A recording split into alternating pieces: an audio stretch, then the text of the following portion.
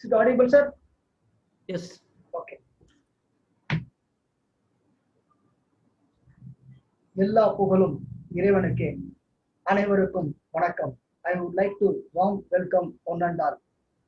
தமிழ்நாடு வரி ஆலோசகர் சங்க உறுப்பினர் அனைவருக்கும் செயலாளர் சம்சுவின் கனிவான வணக்கங்கள்.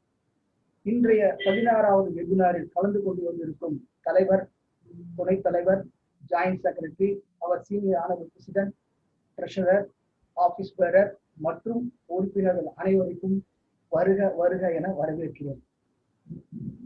இன்னைக்கு நம்மளோட நிகழ்ச்சிக்கு வந்திருக்கும் சிறப்பு பேச்சாளர் மிஸ்டர் KS நவீன்குமார் அட்வொகேட் அவர்களை வருக வருக என TNTCA சார்பாக வரவேற்கிறோம். Warm welcome you sir. Mister Naveenkumar sir ஐயா அவர்கள் இதற்கு முன்னால் நமக்கு ஒரு ப்ரோக்ராம் நடத்தி கொடுத்திருந்தாங்க. அதோட topic scope of supply and schedules பயிற்சி வகுப்பு எடுத்தார்கள் என்பது குறிப்பிடத்தக்கது. ஆக்சுவலி ஃபர்ஸ்ட் மீட்டிங் ஸ்டார்ட் பண்ணதே அவங்க ஸ்டார்ட் பண்ணதுதான் ஃபர்ஸ்ட் மீட்டிங். அது 5th ஜூன் 2020 ஸ்டார்ட் பண்ணி கொடுத்தாங்க. அதுக்கப்புறம் அவங்க CGPஐயோட சேர்ந்து இணைஞ்சு இன்னொரு ப்ரோக்ராம் பண்ணி கொடுத்தாங்க, அப்டேட்ஸ் பண்ணி கொடுத்தாங்க. இன்னைக்கு கிட்டத்தட்ட 15 மீட்டிங் முடிச்சு 16வது மீட்டிங்ல திருப்பியும் சார் தொடங்கி வச்சிருக்காங்க. அதனால இது ஒரு இன்ஃபர்மேஷன் நம்ம சொல்றோம். அடுத்தபடியா இவர்கள் இங்கு பேச போற டாபிக் என்னன்னா, precaution and practical tips in summon, search and seizure. இதை பத்தி நம்மளுக்கு பேச போறாங்க.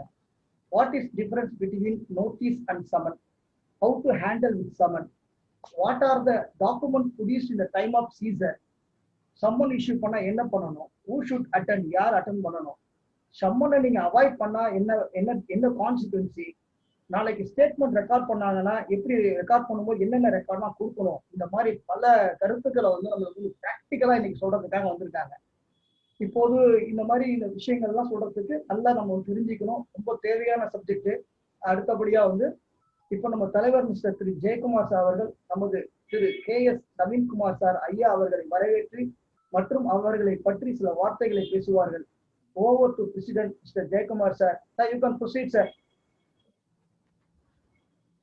தமிழ்நாடு வரி ஆலோசகர் சங்க உறுப்பினர்கள் அனைவருக்கும் என்னுடைய வணக்கத்தை தெரிவித்துக் கொண்டு, இந்த மீட்டிங்கில் சிறப்புரை ஆற்ற வந்துள்ள திரு நவீன்குமார் அட்வொகேட் அவர்களையும் வருக வருக என வரவேற்று அவர்களை பற்றி ஒரு சில வார்த்தைகள் பேச இங்க கடமைப்பட்டிருக்கிறேன்.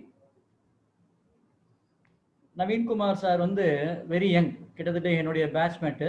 We are all very young persons. அவர் இன்டைரக்ட் டாக்ஸ்ல இஸ் வெரி சவுண்டா. அவரு ஒரு மிகப்பெரிய உச்சம் தொட்டவர் என்று சொல்லலாம். அவர் பாத்தீங்கன்னா,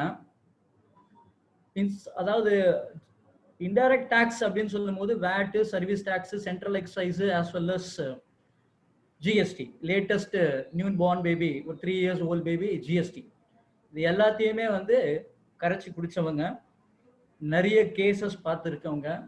சார் பேசிக்கலி கர்நாடகாவில் இருக்காங்க. சென்னையில் தான் அவர் குருநானக் காலேஜில் தான் படித்தார். அப்போ தான் எனக்கு பழக்கமானார். நடுவில் கொஞ்சம் கேப் விழுந்து போச்சு. அப்புறமா ஒரு நண்பர்னால திருப்பி நாங்கள் 2 பேரும் இணைஞ்சிருக்கோம். after long time. It is a wonderful time. GST ல என்ன கிளாரிஃபிகேஷன் எப்ப கேட்டாலும் எந்த டைம்லயும் அவர் சொல்றாரு. சார் பாத்தீங்கன்னா ஜஸ்ட் ஒரு young fellow, as well as அவர் is specialist in actually insolvency also, as well as அவர் பாத்தீங்கன்னா he is doing advisory and representational services in insolvency matters. He is the vice chairman Central Indirect Tax Committee Committee of Commerce and Industry FKG-CG இருக்கு. Since from 2007 onwards he is the indirect tax divisionல our chairman இருக்காங்க. Recently he has been nominated as a member of the Indirect Tax Committee of Bangalore Chamber of Industry and Commerce. அதுல மெம்பரா இருக்காங்க. He has represented association in the Karnataka GST grievance redressal பண்ற கமிட்டில appoint பண்ணிருக்காங்க. Next, he is co-opted member of the National Executive Committee of the Confederation of GST Professionals. அதுலயும் இருக்காங்க. He has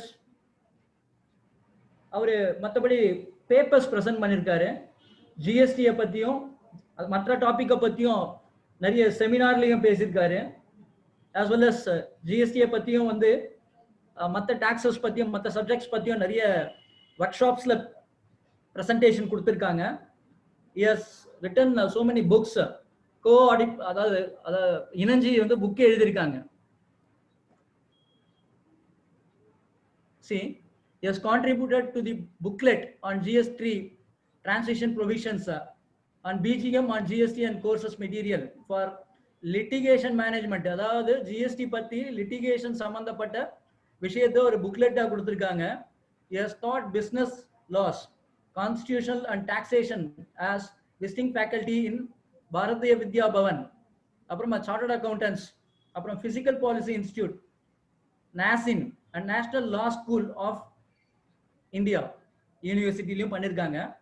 he has addressed the officers of the central excise and customs, service tax and commercial tax departments, government undertaking and corporates on topics relating to law and indirect tax.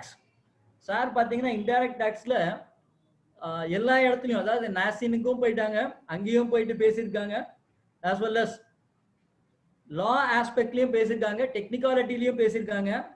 So அதிகமான knowledge கொண்டவர் indirect டாக்ஸ்ல. நம்மளுக்குலாம் இது வந்து ஒரு நல்ல opportunity.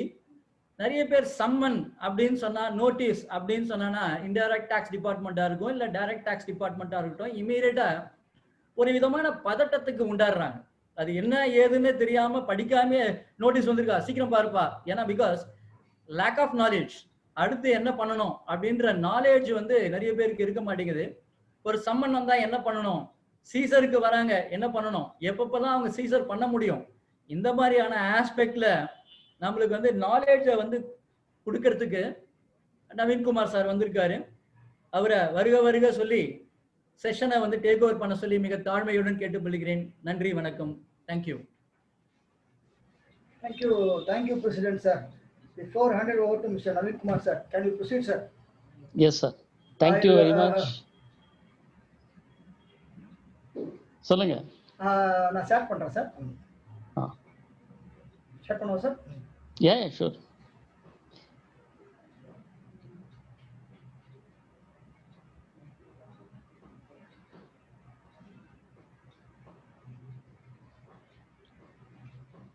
Will you clear, sir?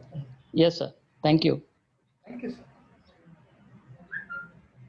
At the outset, I thank Tamil Nadu Tax Consultants Association for inviting me to this program. எல்லாருக்கும் வணக்கம். இது second time உங்க கூட டிஸ்கஸ் பண்ற வாய்ப்பு. I should thank Mr. Jaykumar and Shamshuddin for their enthusiastic role in organizing this program. And it is very happy to note நீங்க வந்து கண்டினியூஸாக இந்த மாதிரி ப்ரோக்ராம் பண்ணிட்டு இருக்கீங்கன்னு சொல்லி you have told. And yesterday also I saw few videos which you have put up in your official YouTube channel. And I am sure that it will be a good source of information to all the not only the members of TNTCA but also the general public. இந்த topic வந்து summons, search and seizure, இது ஒரு current topic. Because இப்போ GST வந்து 3 வருஷம் ஆச்சு introduce பண்ணி. And இப்போதான் ஆடிட் ஸ்டார்ட் பண்ண போறாங்க. And some places I think they would have already started. Both இப்போ கொரோனானால கொஞ்சம் எல்லாமே போஸ்ட்போன் ஆயிடுது. wherever required summons and search and seizure ஆகிட்டு தான் இருக்கு. ஃபார் எக்ஸாம்பிள் இந்த கூட்ஸ் மூவ் ஆகும்போது e way bill and other documents tally ஆகலன்னு சொல்லிட்டு நிறைய கேசஸ் வந்திருக்கு. And some of the cases have also gone to the high court. நிறைய கேஸ் லாஸும் வந்திருக்கு அது மேலே. பிகாஸ் டிபார்ட்மெண்ட் வந்து ஸ்ட்ரெயிட்டாகவே கூட்ஸை சீஸ் பண்ணி இமிடியேட்டாக பெனால்ட்டி கட்டு, இல்லாட்டி I will not allow the movement of goods அப்படின்னு ஒரு கோயர்சிவ் ஆக்ஷன் எடுத்து people are force to pay. the taxes and 100% penalty, and it results in a lot of problem. So இப்போ வந்து I would spend very little time on explaining the legal provisions. Legal provisions நமக்கு தேவைதான், but அதில் வந்து ரொம்ப concentrate பண்ணாமல் just to give a glimpse of the provisions. அதுக்கப்புறமா நம்ம வந்து what are the precautions and practical tips which are required to be taken the search and seizure ஆகும்போது இல்லை சமன்ஸ். நிறைய பேருக்கு as ஜெயக்குமார் was saying, சமன்ஸ்னவொடனே ஜனங்களுக்கு வந்து கொஞ்சம் ஒரு பதட்டமாக இருக்கும். என்ன பண்ண போகிறாங்களோ, அரெஸ்ட் பண்ணுவாங்களா, உள்ள தள்ளிடுவாங்களா. ஸோ ஆல் தீஸ் இந்த டவுட்ஸ் எல்லாம் வரும்.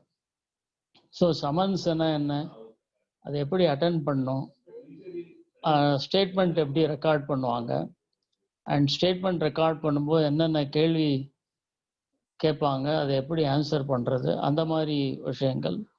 அப்போ search and seizure of documents and goods, அது பண்ணும்போது நம்ம என்னென்ன ப்ரிகாஷன்ஸ் எடுக்கலாம். நிறைய ஃபார்ம்ஸ் கூட இருக்குது ஜிஎஸ்டியில்.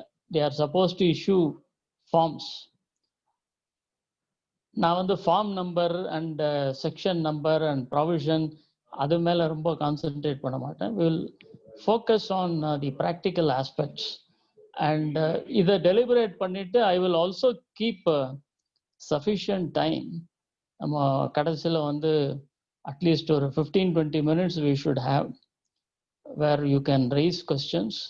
அண்ட் நான் பேசும்போதே உங்களுக்கு எதாவது டவுட் இருந்ததுன்னா இந்த சேட் பாக்ஸ் இருக்குது, அதில் நீங்கள் கொஸ்டின்ஸை போஸ்ட் பண்ணலாம். At the end those questions can be taken up. இப்போ ஃபிசிக்கலாக நம்ம மீட் பண்ணியிருந்தோம்னா ஆன் த ஸ்பாட் கேட்கலாம், but we are meeting virtually, so there may be some difficulty technically if in between you have to ask questions. எல்லாரும் மியூட்டில் இருப்பீங்க, அதனால you can keep putting your questions in the chat box. இப்போ வந்து பார்த்தீங்கன்னா,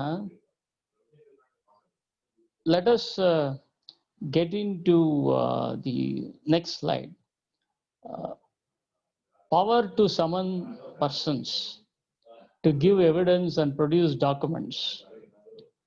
And the provisions on the section 70 prescribe பண்ணிருக்காங்க. 70 of section 70 of the CGST Act. அதில் என்ன சொல்றான்னா, ப்ராப்பர் ஆஃபீஸர், அவனுக்கு வந்து ப்ராப்பர் ஆஃபீஸர் வந்து he will have the power to summon any person. யாரை வேணா கூப்பிடலாம். எதுக்காக கூப்பிடலாம்? when he considers necessary to give evidence or to produce document or any other thing in any inquiry in the same manner as provided in the civil court under the CPC. So அந்த பர்சன்கிட்ட ஏதோ ஒரு document இருக்குது, ஏதோ ஒரு evidence இருக்குது, R ஏதோ ஒரு enquiry பண்ணணும். அந்த பர்பஸ்க்காக proper officer has the power to summon that person. இப்போ வந்து ப்ராப்பர் ஆஃபீஸர் அப்படின்னா என்ன? அவன் வெறும் ஆஃபீஸர்னு சொல்லலை. Is saying that it is proper officer. Proper ஆஃபீஸருக்கு ஒரு டெஃபினிஷன் இருக்குது section 2. Proper officer na, it is either the commissioner or any other person, any other officer who has been assigned specific function by the commissioner. So summon பண்றதுக்கு கமிஷனரே பண்ணலாம், இல்லாட்டி any other officer who has been assigned the function by the commissioner. கமிஷனர்னா எந்த commissioner? தமிழ்நாடுக்குன்னு ஒரு commissioner இருப்பார் ஸ்டேட்ல, or even the center there are commissioners. And the commissioner solla, commissioner constituted under the board. So there is a difference. So that proper officer will issue summons to the person. So எல்லாத்துக்கும் ஒரு circular R notification வந்திருக்கு. So அதை check பண்ணோம், இந்த particular ஆஃபீஸருக்கு power இருக்கா இல்லையா அப்படின்னு. அப்புறமா இப்போ அடுத்தது என்ன சொல்றான்னா, every enquiry shall be deemed to be judicial proceedings அப்படின்றாங்க. within the meaning of 193 and 228 of IPC. இப்போ நீங்கள் ஐபிசி பார்த்தீங்கன்னா 193 and 228 அது பார்த்தீங்கன்னா பேசிக்லி இந்த ப்ரொவிஷன் வந்து it deals with public servant. 193, if you look at the IPC provision, it talks about an offense. 193 என்ன சொல்றான்னா punishment for false evidence. So ஒரு சமன் கொடுத்து என்கொயரி பண்ணும்போது if summon gives false evidence or fabricates evidence then he can be punished under the IPC. Similarly, in a 228 section which is referred here, adha pathina 228 deals with the provision relating to intentional insult or interruption. வந்து ஆஃபீஸரை தாறுமாறா பேசுறது இல்லாட்டி அவங்க they are doing public duty, they are public servants, அந்த ப்ராசஸில் interfere பண்ணுறது, interrupt பண்ணுறது. So these things can also be considered as an offense. So therefore, இப்போ there are other things which I will point out. எப்படி இது affect ஆகும் அப்படின்னு சொல்லிட்டு. ஸோ சமன்ஸ் ப்ரொவிஷன் வந்து section 70 of the CGST Act. Proper officer தான் summons கொடுக்க முடியும் to get some evidence or document or enquiry பண்ணுறதுக்கு. And they are treated, it is treated as judicial proceeding under 193 or 228. இந்த ஆஸ்பெக்டை நம்ம மைண்டில் வச்சுக்கணும். இப்போ சமன் என்ற வார்த்தை பார்த்தீங்கன்னா 1200 நீங்க பார்த்தீங்கன்னா you will see there is something called etymology. English லாங்குவேஜில் வந்து எல்லா வார்த்தைக்கும் ஒரு ரூட் இருக்கும். அது பார்த்தீங்கன்னா சமன்ஸ்னா என்ன, இப்போ 12th centuryல வந்து சமன்ஸ் அப்படின்னா எப்படி யூஸ் பண்ணாங்க அந்த வார்த்தையை. Summons would mean calling summon or sending for asking the persons, இங்கே வாப்பா அப்படின்னு சொல்றது தான் சமன்ஸ். அதே மாதிரி 13th centuryல பார்த்தீங்கன்னா to notify by authority. So ஒரு அத்தாரிட்டி ஒரு ஆஃபீஸர் நீங்கள் வரணும், இந்த பர்டிகுலர் டைமில் இந்த இடத்துல வரணும் அப்படின்னு யூஸ் பண்ணாங்க 13th century இந்த வார்த்தையை, சமன் அப்படின்ற வார்த்தையை. இது வந்து ஆங்கிலோ பிரெஞ்சு எக்ஸ்பிரஷன் சமனர், சமன்ரே அப்படின்ற ஒரு வார்த்தையிலேருந்து வருது. அதே மாதிரி ஓல்டு பிரெஞ்சு எக்ஸ்பிரஷன் சோமன்ரே, அதோட வேரியண்ட் வந்து சமுன்ரே ஆர் சோமோன்ரே. அப்புறமா லாட்டின்ல சொமோனேர். ஸோ இந்த வார்த்தைங்க தான் ரூட் வார்த்தை. இந்த வார்த்தை சமன் அப்படின்னு இருக்கேன், அதுக்கு ரூட் பார்க்கணுன்னா நீங்கள் வந்து Anglo French or French or Latin, இங்கேருந்து தான் அந்த வார்த்தை வந்திருக்கு.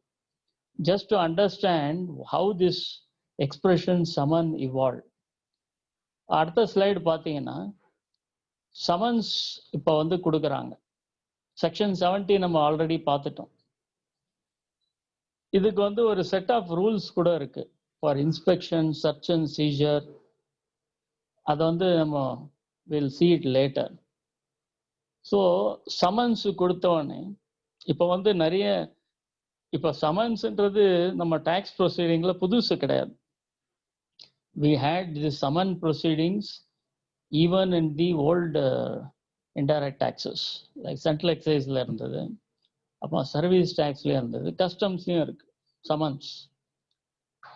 இப்போ service tax பாத்தீங்கன்னா நிறைய என்கொயரி லெட்டர் ஆர் சமன்ஸ் வந்து இருக்கு அப்படின்னு நிறைய பேர் சொல்றாங்க. அது என்ன பர்பஸுக்கு அப்படின்னா, there are many assessees, நிறைய assessee வந்து they are covered under reverse charge. Okay, like GTA or like advocates, reverse charge la varum avanga. Nariya reverse charge mechanism we have seen service tax law. Nariya services were covered by reverse charge, and the service tax would have been remitted by the recipient. Some people were exempt. அந்த exam services like doctor, hospital, diagnostic centres.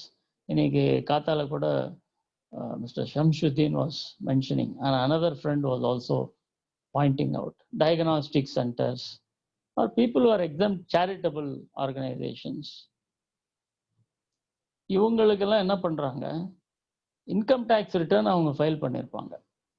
Income டேக்ஸ்ல வந்து whatever income is earned, they would have paid tax.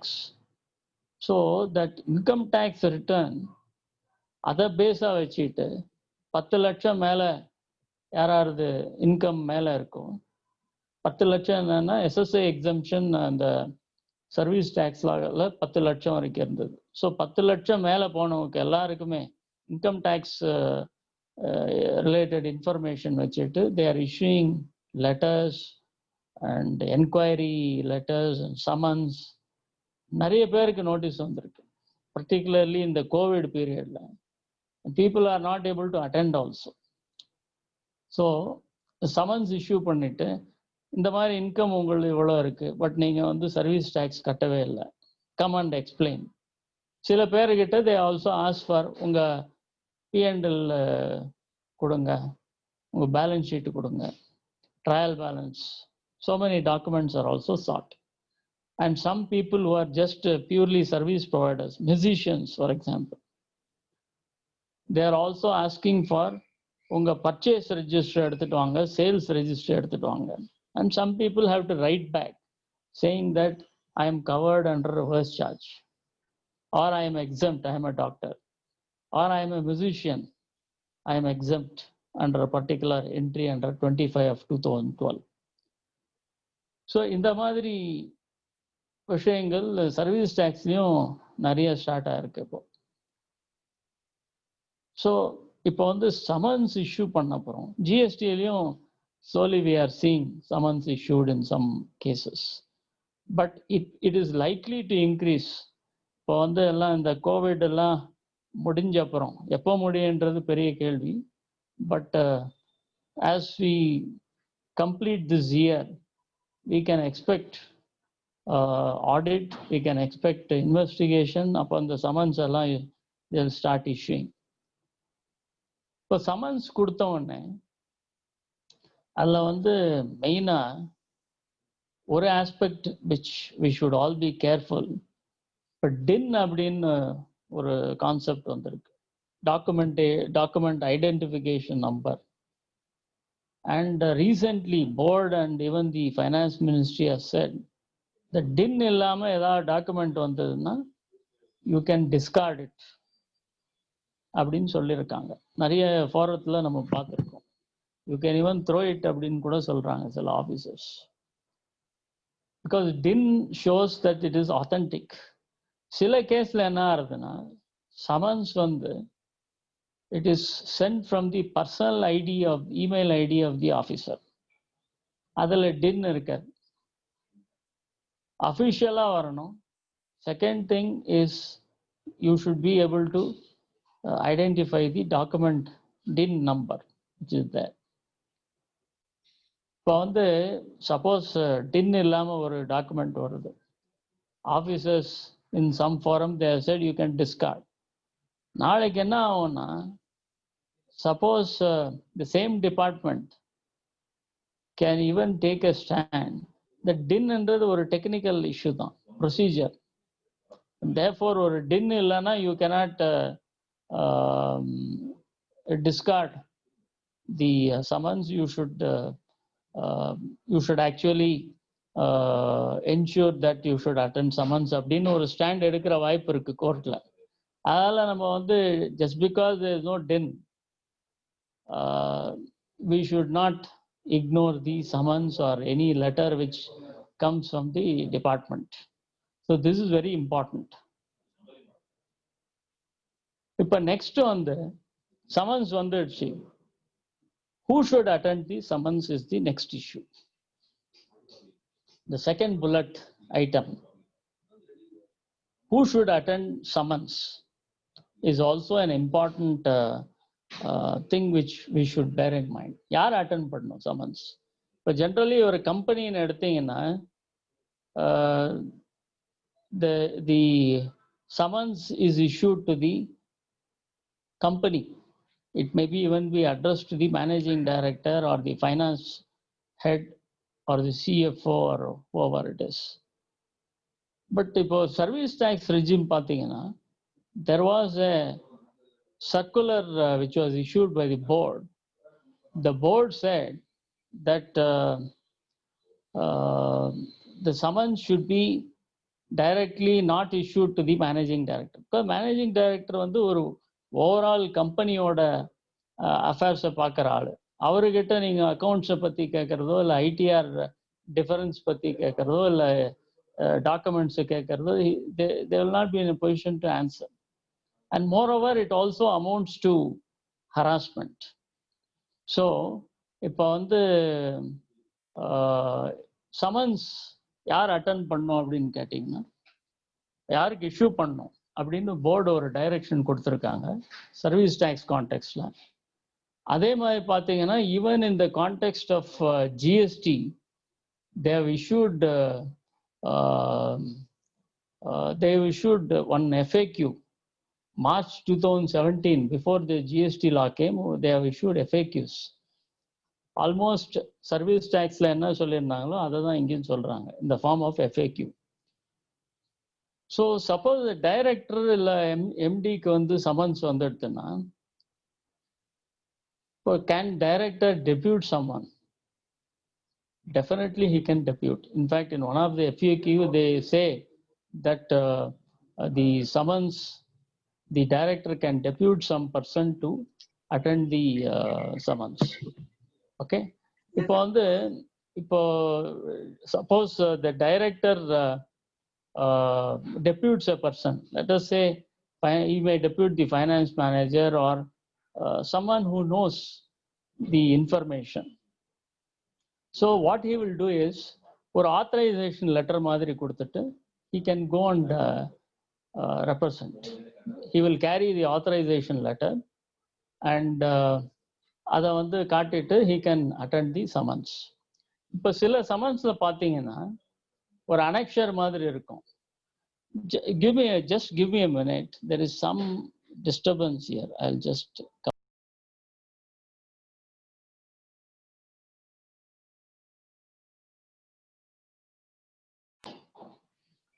Sorry, there was someone at the door. Yeah.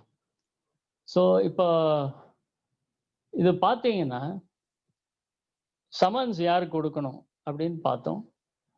Proper officer. Summons யார் attend பண்ணணும்? ஒரு responsible person attend பண்ணாதான் நல்லா இருக்கும். இப்போ வந்து யாரோ some clerk or some officer who does not know anything about summons அவர் வந்து போய் அட்டென்ட் பண்ணார்னா என்ன ஆகுது? அல்டிமேட்லி வாட் ஹேப்பன்ஸ் இஸ் இவங்க ஏதோ கேள்வி கேட்பாங்க. they will answer something. They will not even remember what they have said. And அவங்க என்ன வேணுமோ அதை எழுதி வாங்கிட்டு இவனை அனுப்பிச்சிருவாங்க. நாளைக்கு ஷோகாஸ் நோட்டீஸ் வரும்போது அவங்க எல்லாம் ஒத்துன்ட்டாங்க அப்படின்னு சொல்லி they will issue a notice. So அந்த மாதிரி ஒரு சந்தர்ப்பம் வரக்கூடாது. So a responsible person should go and attend the summons. சில சம்மன்ஸ்ல நான் சொன்ன மாதிரி ஒரு ஷெட்யூல் இருக்கும். அந்த ஷெட்யூல்ல பார்த்தீங்கன்னா they will also indicate who are the what are the documents required.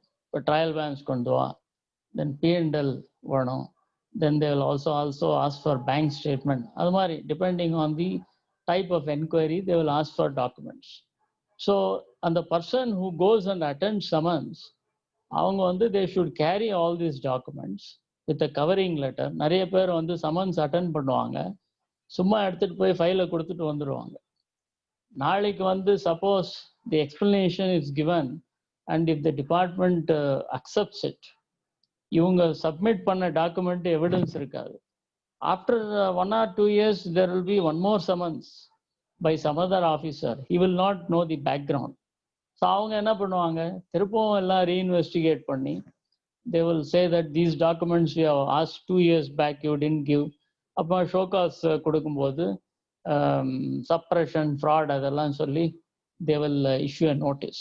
So whenever a document is produced, ensure that a covering letter is prepared, acknowledgement வாங்கிட்டு, then you have to hand over the document. Suppose they refuse to give acknowledgement, you can always come back and say, write a letter saying that I attended the summons on so and so date. These were the documents produced. அப்படியே speed போஸ்ட்ல அனுப்பலாம். But never leave things unattended or acknowledgement வாங்காம இருக்கக்கூடாது. Then suppose can anyone avoid attending summons is the next question.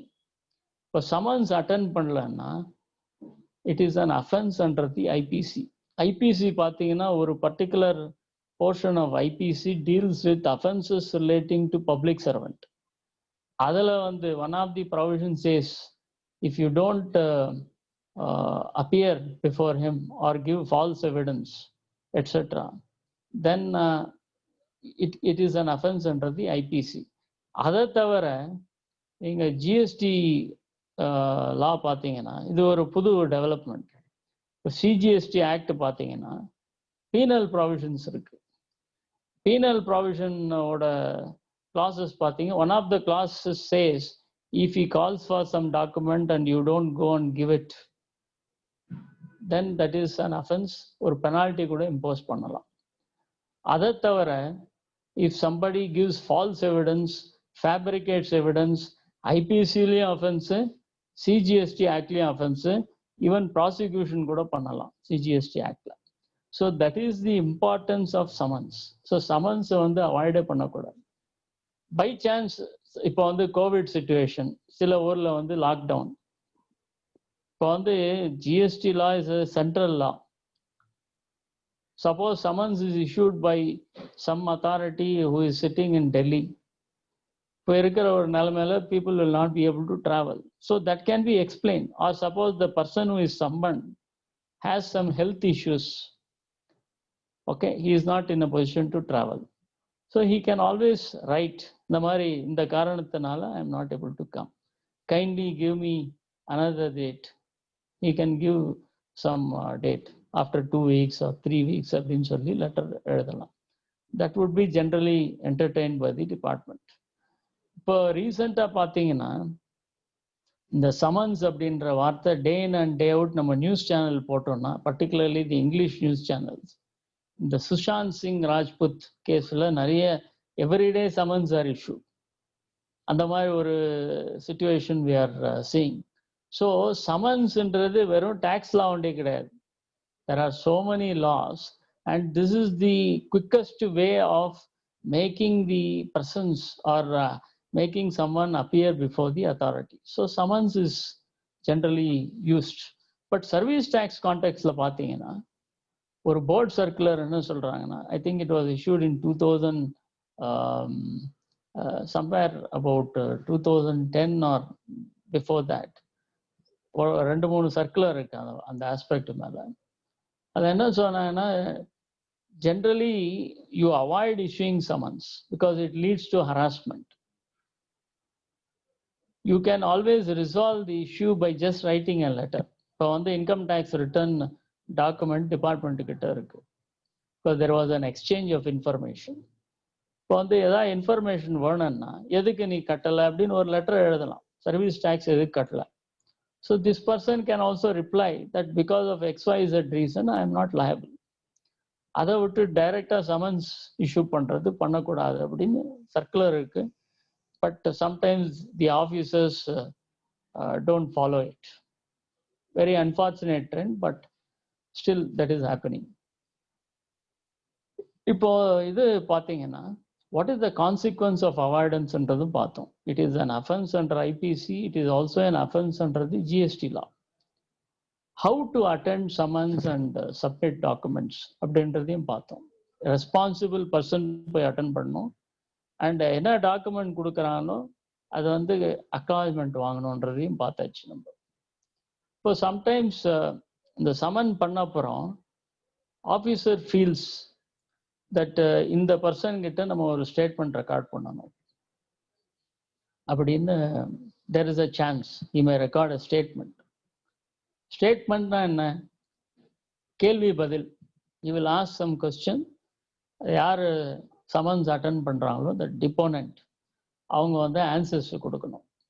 Generally questions வந்து சிம்பிளாக start ஆகும். உங்கள் பேர் என்ன, உங்கள் வாட் இஸ் யுவர் ஆக்குபேஷன், நீங்கள் என்ன பிஸ்னஸ் பண்ணுறீங்க, or where are you employed, இந்த கம்பெனிக்கு உங்களுக்கு என்ன சம்பளம் அப்படின்னு ஒரு ஜென்ரலாக கேட்டுட்டு அப்புறமா ஸ்பெசிஃபிக்காக தே வில் ஆஸ்க், இந்த மாதிரி இந்த வருஷத்தில் உங்களுக்கு இவ்வளோ இன்கம் நீங்கள் ரிட்டர்னில் காட்டியிருக்கீங்க, எதுக்கு சார் ஜிஎஸ்டி கட்டல அப்படின்னு கேட்குற வாய்ப்பு இருக்குது.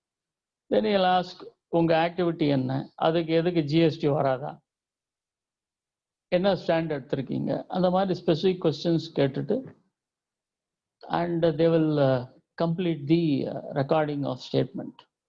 இப்போ சில டைம் என்ன ஆகுதுன்னா ஜென்ரலி என்ன பண்ணுவாங்க, கொஸ்டின் கேட்பாங்க, அந்த டெப்போனண்ட் வந்து கையிலே எழுதுவாங்க, கொஸ்டின் எழுதிட்டு they will also write the answer. That is one way of recording. சில டைம் என்ன பண்ணுவாங்க, ஆஃபீஸர் வந்து கொஸ்டின்ஸ் வந்து they will type it out in the system. Answers இவங்க சொன்ன அப்புறம் they are supposed to type it out. Finally அவங்க படித்து பார்த்துட்டு கையெழுத்து பண்ணி எல்லாம் கரெக்டு அப்படின்னு they are supposed to say that. Then இப்போ statements recorded under coercion and threat, the last bullet point is very important. சில டைம் என்ன ஆகுது, இப்போ வந்து ஸ்டேட்மெண்ட் ரெக்கார்ட் பண்ணும்போது தி officer May try to apply pressure. இப்போ சமன்ஸ் பார்த்தீங்கன்னா அதில் ஒரு டைம் போட்டிருப்பான், you are supposed to come at 10:30 AM, you are not suppose to leave without the permission of the officer. So 10:30 10:30 உள்ள கூப்பிட மாட்டாங்க, 10:30 ஆகும், 11:30, it may even cross 1:32. So அங்கே யாரும் சொல்லவும் மாட்டாங்க போய் சாப்பிட்டுவான்னு. சில time you may be waiting there without knowing what to do. Then அப்படியே டைம் போகும், மத்தியானமாக எப்பயாவது 4:30 கூப்பிடுவாங்க உள்ள. ஸோ அந்த நேரத்துக்கு அந்த டைம் பீரியடில் பார்த்தீங்கன்னா the person was gone there, ஒரு மாதிரி ப்ரெஷர் கிரியேட்டாக இருக்கும் அவங்களுக்கு. ஸோ அவங்க போகும்போது in some cases we have seen they will try to threaten them or force them to give something, some statement. I have even come across cases, reported decisions, where someone is threatened and is all முதல்ல type ஆகி வச்சிருக்கோம் answer கூட. So அந்த மாதிரி chance கூட இருக்கு.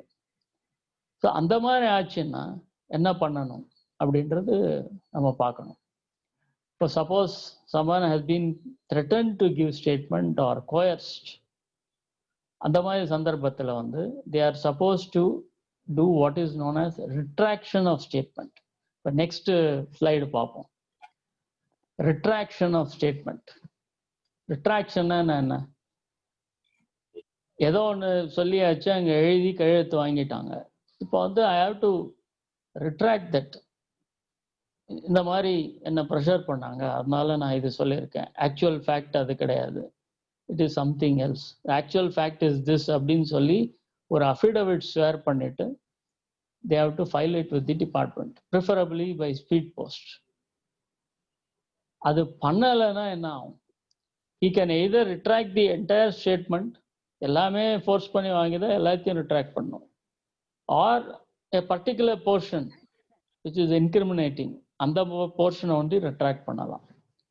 இப்போ பண்ணாமல் விட்டுட்டோம், சரி ஏதோ எழுதியிருக்கேன் அப்புறமா பார்க்கலாம் அப்படின்னு விட்டுட்டா என்ன ஆகும்னா, அந்த ரிட்ராக்ட் பண்ணாத போர்ஷனை வந்து அவன் ஷோகாஸ் நோட்டீஸ் ரிலை பண்ணிட்டு the party has admitted அப்படின்னு சொல்லி ஷோகாஸ் நோட்டீஸ் கொடுக்கும்போது they will use that against the company or whatever assessee.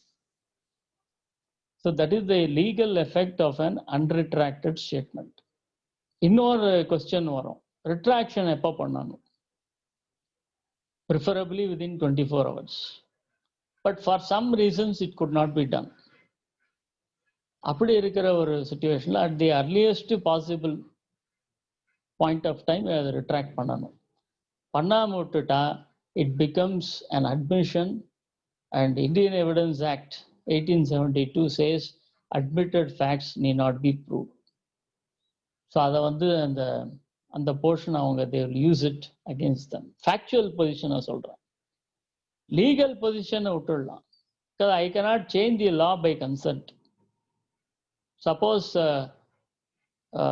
இது பர்டிகுலர் ஃபேக்ட் சொல்லிட்டு இது லயபிள் தான் அப்படின்னு ஒத்துக்கோன்னு சொன்னாங்கன்னா, just because I am accepting, I cannot change the law. Subsequently, I may become wise. I may take legal advice and I will come to know that this activity is not liable. அதை வந்து fight பண்ணலாம் சப்சிக்வெண்ட்டாக. But factual position வந்து என்னைக்குமே நம்ம narrate பண்ணும்போது correct facts சொல்லணும். இப்போ வந்து சப்போஸ் கேள்வி கேட்கும்போது ஏதோ இப்போ 2020 இருக்கும், 2015 கதையை கேட்குறான்னு வச்சுக்கோங்க. Some people may not have a good memory இருந்தால் கூட நியூயன்சஸ் தெரியாது. அதனால தே கேன் ஆல்வேஸ் சே, நான் போய் புக்ஸை வெரிஃபை பண்ணாதான் இந்த ஆஸ்பெக்ட் தெரியும், ஐ டோன்ட் ரிமெம்பர் அப்படின்னு சொல்லலாம். பட் ஸ்டேட்மெண்ட் ரெக்கார்ட் பண்ணும்போது அவன் கேள்வி கேட்கும்போது, can you refuse to answer? If you refuse to answer, that is also an offense under the IPC. You can answer saying that I don't remember this, or I have to check with my auditor, or I have to check what is the position by seeing the records. But you cannot refuse to answer. So how to answer என்றது ஒரு important point statement record பண்ணும்போது. இப்போ statement எல்லாம் record பண்ணியாச்சு. Suppose a lower ranking officer யாரையாவது டெப்யூட் பண்ணியிருக்காங்கன்னு வச்சுப்போம் company இருந்து. The moment he comes back after recording the statement or attending summons, high officials in the company, director or financial controller, should ask what happened. என்ன ஆச்சுங்க? They should take stock of the situation. Has something gone amiss அப்படின்றது பார்க்கணும். So that is very crucial because investigation stage அது very important. And on the statement or whatever he has said there will be used against the assessee. ஒரு important கேள்வி நம்ம கிட்ட எல்லாரும் கேட்கறது, statement record பண்ண உடனே காப்பி கிடைக்குமா? Generally they don't give a copy of it. Copy வந்து they give it only at the time of issuance of show cause notice as an annexure. Generally that is the trend. இன்னொரு question வந்து whether a CA can attend summons. CA or a consultant or advocate, can he go and represent? is the other question. For summons என்றது பார்த்தீங்கன்னா, it is intended to the person to whom it is directed. So ideally a chartered accountant or a consultant should not go and attend summons on behalf of the client. He can accompany him for moral support. Because factual position வந்து கிளைண்ட்டுக்கு தான் தெரியும். He knows all the facts and documents எல்லாம் அவங்க தான், they are privy to that. So therefore a CA or a consultant should not attend summons on behalf of the taxpayer. This is my personal view. One more legal reason is, அந்த மாதிரி attend பண்ணீங்கன்னா you become a witness in the matter. Later on, you cannot represent that case before the authority. So summons வந்து you can give moral support by going with them, but you should never replace them and attend the summons. Then one more important thing is summons attend பண்ணும்போது இப்போ வந்து advocate can he be present அப்படின்னு ஒரு கேள்வி வருது. One case is there of the Supreme Court judgments இருக்கு, 2-3 judgments are there. In one case of Pool Pandi, they say that a lawyer can be present. There is one more decision which came later where they say that he can be present, அதாவது பார்க்கிற தொலைவில் இருக்கலாம், ஆனால் கேட்கிற தொலைவில் இருக்கக்கூடாது அப்படின்னு சொல்றாங்க சுப்ரீம் கோர்ட்ல. Not at a hearing distance, only at where he can see what is happening. Let us say ஒரு 10-15 feet or maybe ஒரு சேம்பர்ல அவங்க பேசியிருந்தாங்கன்னா நம்ம வெளில உட்காந்துருப்போம். If it is transparent glass, you can see what is happening. But you, இப்போ வந்து advocate or CEO வந்து they will not be allowed to speak. They should not be ideally. So these are some of the important points. For search and seizure operations, அதை பத்தி இன்னும் கொஞ்சம் டீட்டெயில்டாக அப்புறமா பேசுகிறேன். சர்ச் அண்ட் சீசர் நடக்கும்போது கூட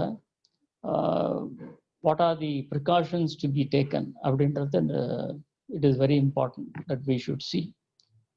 இப்போ ஒரு ப்ரெமிசஸுக்கு வராங்கன்னு வச்சுங்க, to seize some documents or search something, ஏதாவது இன்கிரிமினேட்டிங் டாக்குமெண்ட் பார்க்குறாங்க, it may be some record or file or accounts or whatever, அது இம்பார்ட்டன்ட்டுன்னு அவங்களுக்கு தோணுச்சுன்னா they can take that. But most important thing is search and seizure பண்றதுக்கு authorization இருக்கான்றது பார்க்கணும் முதல்ல. அதை பற்றி ப்ரொவிஷன்ஸ் வந்து we will see a little later. So search and seizure operation பண்ணும்போது what are the precautions to be taken? இப்போ வந்து they may even seize some documents or goods. அது பண்ணும்போது they are supposed to prepare a seizure memo. அதை பற்றி வந்து நீங்கள் ரூல்ஸில் வந்து they give the form number also. For the time being will take it as seizure memo. They are supposed to conduct search and seizure in the presence of witness and they are supposed to record இந்த document நாங்கள் எடுத்துக்கிறோம் அப்படின்னு ஒரு மகாசர் போட்டு அதை வந்து கையெழுத்து வாங்கிட்டு they have to go. But suppose சில டாக்குமெண்ட்ஸ் எடுத்துன்னு போயிட்டாங்க, அது மகாசார் பண்ணல, ஒன்றும் லிஸ்ட்டு ஒன்றும் கொடுக்கல, அது என்ன ஆகும்னா maybe after 1 or 2 years show cause வரும்போது நீங்கள் ரிப்ளை பண்ணோன்னா உங்ககிட்ட ஒரு டாக்குமெண்ட்ஸ் இருக்காது. அண்ட் அவன் எடுத்துன்னு போன டாக்குமெண்ட் எல்லாமே ஷோகாஸ் நோட்டீஸில் ரிலை பண்ணான்னு சொல்ல முடியாது. ஏதாவது ஒரு important document which is favourable to assessee they may not even refer to இந்த ஷோகாஸ். ஸோ அதனால் யூ ஷுட் என்ஷூர் தட் இந்த சீஜர் மெமோ ஒன்று பண்ணி இதை லிஸ்ட் போட்டு இந்த டாக்குமெண்ட்ஸ் எடுத்துகிட்டு போனாங்கன்னு it should be properly documented. Then presence of witness. Search and seizure is generally conducted in the presence of witness. Witness is known as panchas அப்படின்னு சொல்லுவாங்க generally. And panchanama is also prepared. அவங்க வந்து narrate பண்ணுவாங்க, இந்த டைமில் இவங்க officers வந்தாங்க, அவங்க ஆத்தரைசேஷன் காட்டினாங்க, இந்த ப்ரெமிசஸ் உள்ள போகணும், இவர் so and so was identified himself as the person in charge. அவங்க வந்து இந்த டாக்குமெண்ட் வெரிஃபை பண்ணி இதெல்லாம் they took and the search and seizure operations ended peacefully. அந்த மாதிரி ஜென்ரலி பஞ்சநாமால இதெல்லாம் நரேட் பண்ணுவாங்க. So these are the things which happen. இப்போ நெக்ஸ்ட்டு பார்த்தீங்கன்னா ஆத்தரைசேஷன் டு சர்ச். நான் முதலே சொன்னேன், சர்ச் பண்ணுறதுக்கு ஆத்தரைசேஷன் இருக்கா அப்படின்றது it is very important. Sometimes என்ன ஆகும்னா, let us say the company is located in a industrial area. இப்போ பக்கத்து ப்ரெமிசஸ்க்கு வந்திருப்பாங்க, அங்கே வந்து பூட்டு போட்டு இருக்குன்னு வச்சுங்க.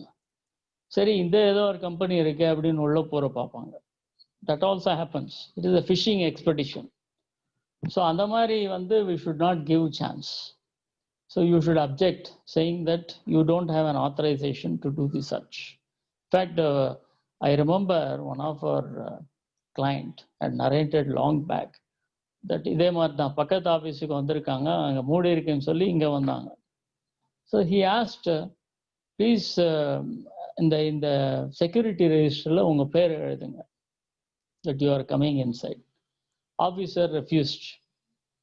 Then he said, if you refuse, I will not allow.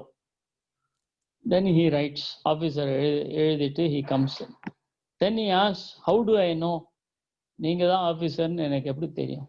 உங்கள் ஐடி கார்டை காட்டுங்க. அன்னைக்கு பார்த்து the officer was not carrying his ID card. So this man said, sorry, I cannot permit you. Okay, tell me, do you have the authorization to come to my premises? And the officer கிட்ட அதுவும் கிடையாது, because he has come to the neighboring premises. So that man sent him back.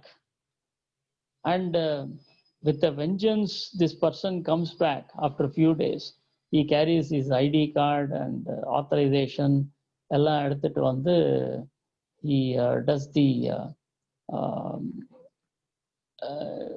he starts verifying. So ஒரு நாள் ஃபுல்லாக உட்காந்து verify பண்ணுறாரு. பண்ணால் ஒன்றும் கிடைக்கல. Because that person was a straightforward person. And he gives him the space to sit. And then he says at the end of the day that this is the excise file which I have maintained. Please go through this. All my problems are in this file. And he had already corresponded with the department on those aspects. So இப்போ வந்து இன்வெஸ்டிகேஷன்ல confront பண்ணோம்னா கூட even the party or the client should be straightforward. So that is also important. What is the effect of an illegal search? Income tax பார்த்தீங்கன்னா there are many judgments of the court saying that the search may be illegal, but the result of the search, the document which I got, etc., can be used in proceedings. அப்படின்னு judgments are there. And there are some judgments in indirect tax context also. So அந்த judgments எல்லாம் இங்கே நம்ம ஜிஎஸ்டிக்கு use ஆகும். இன்னொரு important aspect வந்து can they recover something during investigation. இப்போ investigation ஆகிட்டு இருக்கு, அவங்க வந்து ஸ்ட்ரைட்டாகவே according to our estimate you have to pay 1 crore அப்படின்னு சொல்லி வாங்கிட்டு போக முடியுமா? The answer is no. Investigation வந்து அட் பெஸ்ட் ஸ்டேட்மெண்ட் ரெக்கார்ட் பண்ணலாம், சர்ச் அண்ட் சீஜர் பண்ணிட்டு then they are supposed to gather the information and issue a show cause notice. Show cause notice கொடுத்து அதுக்கு வந்து ரிப்ளை பண்ணணும். 73, 74 provisions are there in the GST law. So based on mere investigation they cannot recover tax. In past regimeல கூட there have been many case laws on this. So the same thing will be useful in GST law. Similarly garnishee proceedings. இப்போ நிறைய case பார்த்துருக்கோம். இப்போ வந்து ஏதோ ஒரு enquiry letter எழுதுறது, according to us you violated, you pay 1 crore அப்படின்னு சொல்லி straight away attaching the bank account. The courts have come down heavily and said that it is wrong. You cannot place the cart before the horse. அப்படின்னு ஒரு பிரசாந்தி அப்படின்னு ஒரு case Karnataka high court நான் argue பண்ணது. So there they said that you cannot straight away recover something. அந்த கேஸ்ல வந்து investigation timeல the party died, the proprietor died. So they wanted to recover the tax even before issuing show cause notice. So the court said you cannot do that. So அந்த மாதிரி these are various questions which often crop up in the context of investigation. இப்போ வந்து அடுத்த ஸ்லைட்ல we will look at some more provisions which give the power to the department, and then I will be able to take questions. For 71 பார்த்தீங்கன்னா access to business premises. இதே மாதிரி provision was there in service tax law also. இதில் என்ன சொல்றான்னா any officer who is authorized by the proper officer. Any officer authorized. So authorized officer, who is the proper officer to authorize? The joint commissioner. Any officer not below the rank of joint commissioner. It can be a higher officer also. So அவங்க authorization கொடுத்தாங்கன்னா then a person can have access to any place of business of a registered person. எதுக்காக? What is the purpose? So they can come to the business premises to inspect the books, document, computer program, software installed in computer or otherwise. So for example, you may have it in a pen drive, they can access that. And such other thing as he may require available at that place for the purpose of audit, scrutiny, verification, check. In the purpose kaga, they can access the business premises and also look at the accounts, software, program, etc. So இது வந்து 71. இப்போ வந்து the continuation part பார்த்தீங்கன்னா அடுத்த ஸ்லைடில் every person in charge of such business premises make available to the officer or the audit party or cost accountant or chartered accountant. இப்போ வந்து ஆடிட்டும் பண்ணுவாங்க. Departmental audit also is possible, or a special audit may be conducted by a cost accountant or a chartered accountant. அவங்க வந்து கேட்கும்போது information, documents and அடுத்த slide பார்த்தீங்கன்னா trial balance, the financial statement, cost audit report, income tax report, any other relevant record அப்படின்றோம். இதெல்லாம் அவங்க கேட்கலாம். These things should be made available to the authorized officer for scrutiny. But they should give you at least 15 days time. சடனாக இப்போ வந்துட்டு எனக்கு இமிடியேட்டாக ஒன்றா முடியாது. Notice should be given by them. Then next provision பார்த்தீங்கன்னா detention, seizure and release of goods and conveyances in transit. 129 and 130 பார்த்தீங்கன்னாவே it is a very long provision. நம்ம அதை படிச்சுனே இருந்தால் இன்னும் 1 மணி நேரம் படிக்கலாம். We'll just briefly see what is 129 and 130 and what are all the types of issues which are cropping up. And of course, some of you நீங்க வந்து practically சில issues பார்த்திருக்கலாம். அதை வந்து we will discuss during the Q&A. இப்போ 129 பார்த்தீங்கன்னா it talks about detention, seizure and release of goods and conveyance. 129 of the CGST Act. Goods which are in transit. இப்போ ப்ராக்டிக்கலாக பார்த்தீங்கன்னா இந்த இவே பில் வந்த அப்புறம் நிறைய பேருக்கு வந்து அதில் கன்ஃபியூஷன் இருந்தது. We are only talking about genuine cases. இப்போ வந்து கூட்ஸ் மூவ் ஆகிட்டே இருக்கு, கூட்ஸ் ஸ்டாப் பண்ணுறாங்க. இந்த மொபைல் ஸ்குவாட் அப்படின்னு இருக்கு. இப்போ earlier check post regime, now we have mobile squad which can be anywhere. Vehicle stop பண்ணிட்டு they will ask them for the documents. Then they will also check the e-way bill. இப்போ e-way bill வந்து the documents invoice கூட match ஆகலைன்னா they will ask them to stop the vehicle and they may even issue notices. என்ன மாதிரி notices அப்படின்னா it is there are various forms. I do not want to get into that. So they are supposed to issue notice to the owner of the goods or the driver of the conveyance, and they have powers to detain the detention of conveyance or seizure of goods. அந்த power கொடுத்துருக்காங்க 129ல. But அவங்க at the same time what they say is, suppose the tax, let us take a case where liability இருக்கு, someone is not carrying proper documents, there is a liability ன்னு வச்சுக்கலாம். They have an opportunity to pay the tax and penalty equal to 100% and the matter will be treated as closed. And the goods are release பண்றாங்க. But suppose it is exempted goods, okay, exempted goods ன்னு வச்சுப்போம். அப்போ கூட அவன் என்ன சொல்றான், இதெல்லாம் சரியா இல்லைன்னா documents, they can pay a penalty of 2% of the value or 25,000, whichever is less, where the owner comes forward and pays the tax and penalty and they can close the matter அப்படின்றாங்க. Suppose இப்போ வந்து owner does not come forward to pay the tax and penalty. In that case also, for the provisions பார்த்தீங்கன்னா there is a provision for payment of tax and penalty equal to 50%. And in case of exempted goods, on payment of 5% of value of goods or 25,000, whichever is less, they can clear the goods அப்படின்னு சொல்றாங்க. Suppose there is one more provision which says you can even get it released by giving security. So for there may be issues like clerical issues இருக்கலாம்.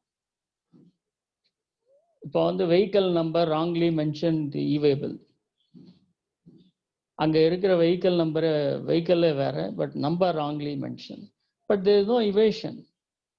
அந்த மாதிரி கேஸ்ல am I required to pay the tax, penalty, etc.? That is where the problem comes.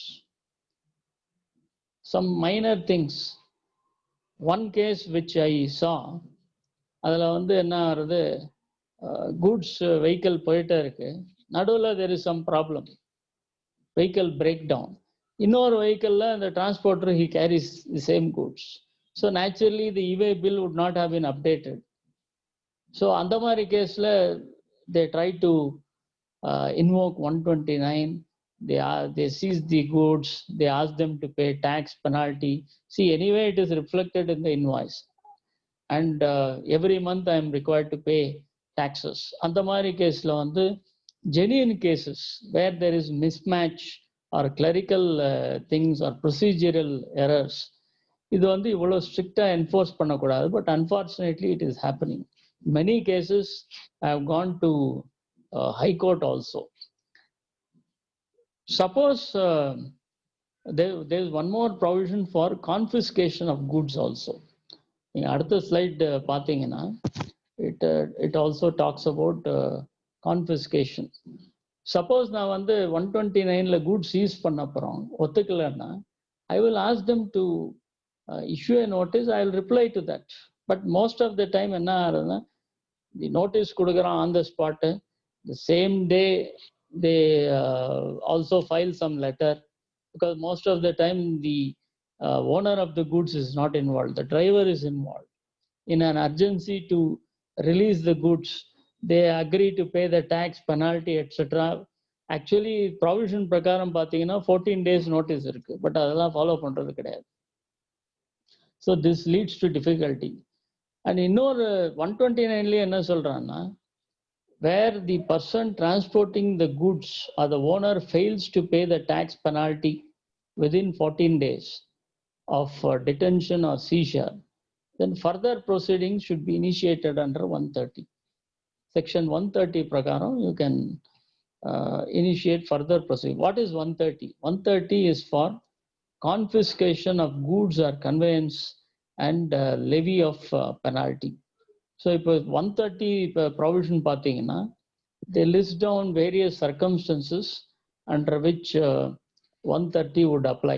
That is supplying or receiving goods in contravention of the provisions or evasion of tax, account பண்ணாம அனுப்புறது, or supplying goods without registration, taxable goods without registration, and where there is contravention with intent to evade tax, using conveyance as a means of transport for carrying tax evaded goods. So in the மாதிரி ஒரு circumstancesல they can invoke the provisions of section 130. And 130 பார்த்தீங்கன்னா they can confiscate the goods, and they also can give an option of redemption fine. And apart from fine, tax penalty and interest, tax and penalty is also applicable. இப்போ confiscation பார்த்தீங்கன்னா, இது வந்து it was there in the earlier regime also. The old provisions of the central excise law contained the provisions for confiscation of goods, clandestine removal அப்படின்னு சொல்லுவோம். So அந்த மாதிரி கேசஸ்ல there will be a duty demand, there will also be a proposal to confiscate. Similarly, confiscation provisions are also there in the customs law. So this 129 and 130 is very frequently used, and many cases in the e-way bill related தான் நிறைய இருக்கு, அதுவும் எதுவும் tally ஆக மாட்டேங்குது. Of course, I have also seen some cases where is அந்த சோரி Chupke case, வர்ணனை deliberately evading cases, அந்த மாதிரி கேஸ்ல கூட they are invoking these provisions. ஒரு கேஸ் ரீசெண்டாக படித்தேன், அதில் வந்து கேஷ் வந்து whether it can be seized under 129. இப்போ 129 பார்த்தீங்கன்னா அதில் வந்து திங்ஸ் அப்படின்னு ஒரு வார்த்தை யூஸ் பண்ணுறாங்க. So they refer to that and say that you can even seize the cash which is found at the time of search and seizure operation. So this is about 129 and 130. I am not going into how to reply to show cause notice, etc. I think we should deal with it in a separate session. I'm just giving an overview of what are the various provisions which are available. இப்போ பார்த்தீங்கன்னா அடுத்த ஸ்லைடில் certain issues may come. Mens rea or guilty mind. இப்போ goods வந்து can they deal with classification and valuation issue on the road? Mobile squad நிறுத்திட்டு உன் classification wrong, உன்னோட valuation wrong அப்படின்னு சொல்ல முடியுமா? According to me, it should not be done. Classification or valuation should be a subject matter of 73 or 74. So, அந்த மாதிரி issues you cannot decide.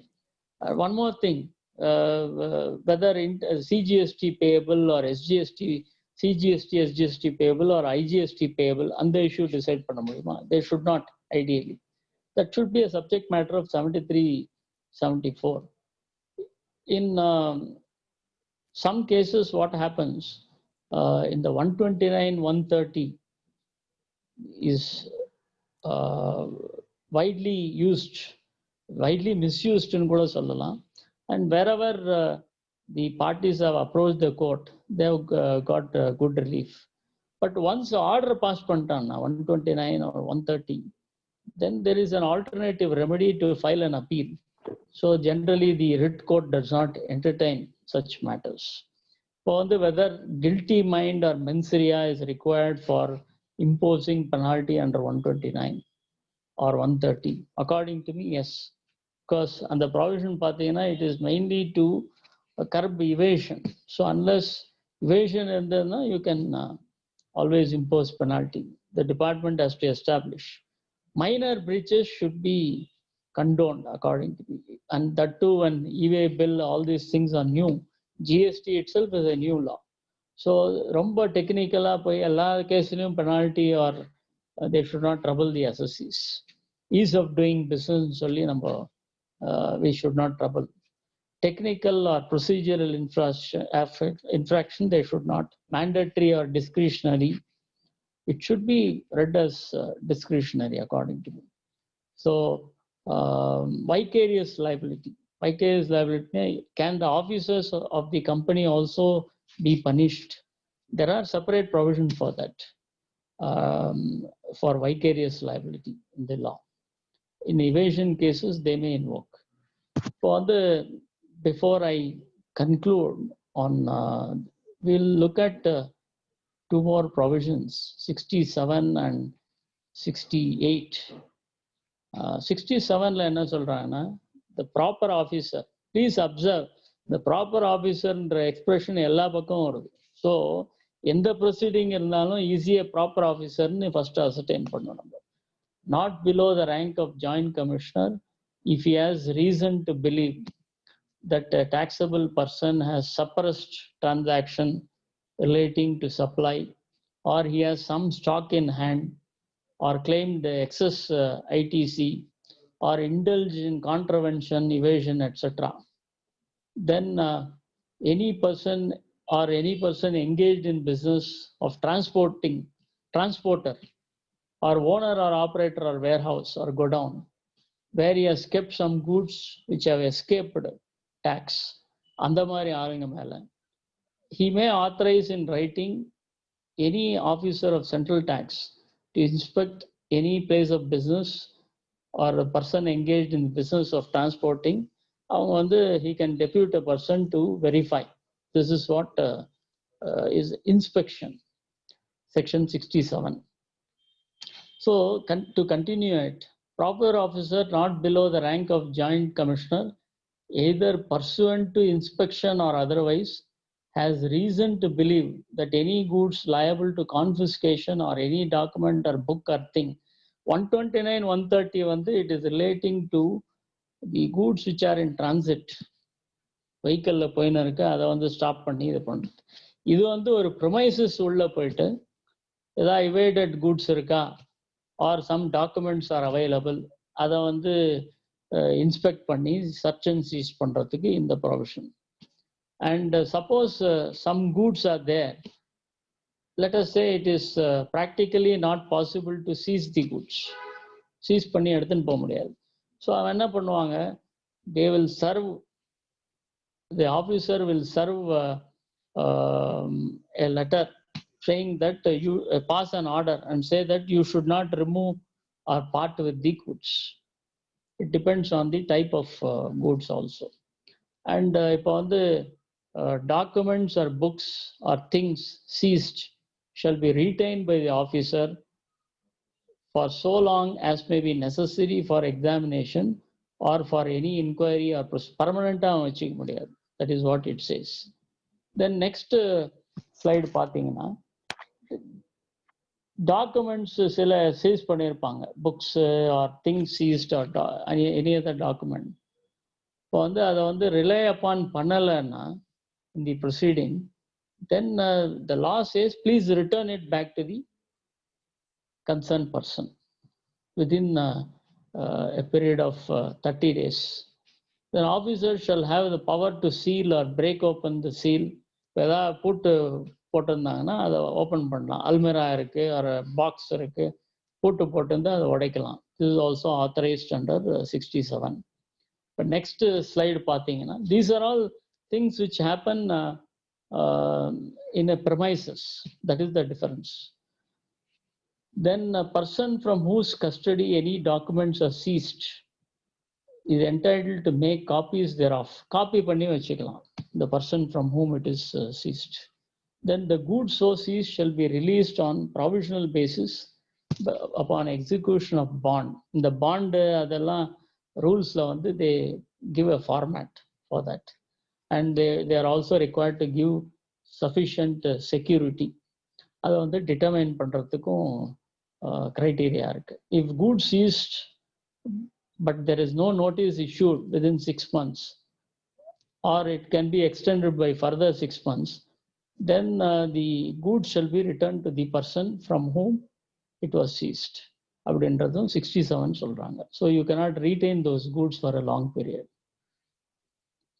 Suppose goods வந்து perishable or hazardous nature இருந்ததுன்னா, இப்போ for example ஏதோ ஒரு item இருக்கு, it is perishable, within 2-3 days அதை வந்து யூஸ் பண்ணிடணும் ஆர் செல் பண்ணிடணும்.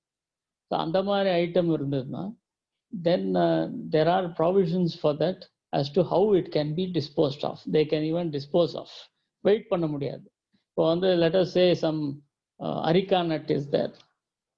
If they are not able to find who is the owner or they are not able to take any action, then the law provides them the power to even dispose it of.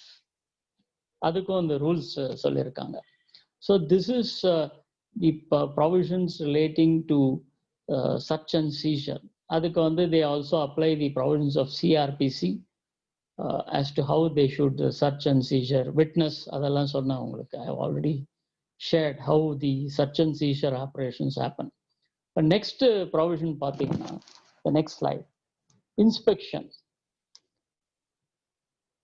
The government may require the person in charge of a conveyance carrying any consignment of goods of value exceeding such amount as may be specified to carry such documents. When the e-way bill, all those things, இதெல்லாம் connected documents, and these documents will be verified by the mobile squad. So these provisions should be read along with the rules which you have for e-way bill. So this is about the inspection and how the conveyance can be intercepted by the proper officer, and he may require the person in charge, the driver கிட்ட வந்து the documents கேட்டு verify பண்ணலாம். All these are set in section 68. இதெல்லாம் ஒரு complete code. You have to read it together. The last provision is 72. இப்போ வந்து எல்லா இடத்துலையும் GST ஆஃபீஸர் இருக்க முடியாது. For example goods may be carried anyway, ட்ரெயினில் போகலாம், இல்லை even by air it can be carried.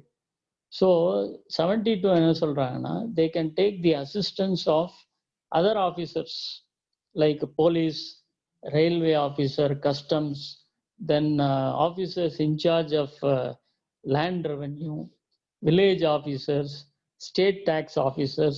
இந்த மாதிரி ஆஃபீஸர்ஸ் கிட்டையும் they are entitled to get assistance அப்படின்றது this provision says. And இதுக்காக government is going to notify யாரார்கிட்ட எப்படி assistance வாங்கலாம் அப்படின்றது. This is a provision.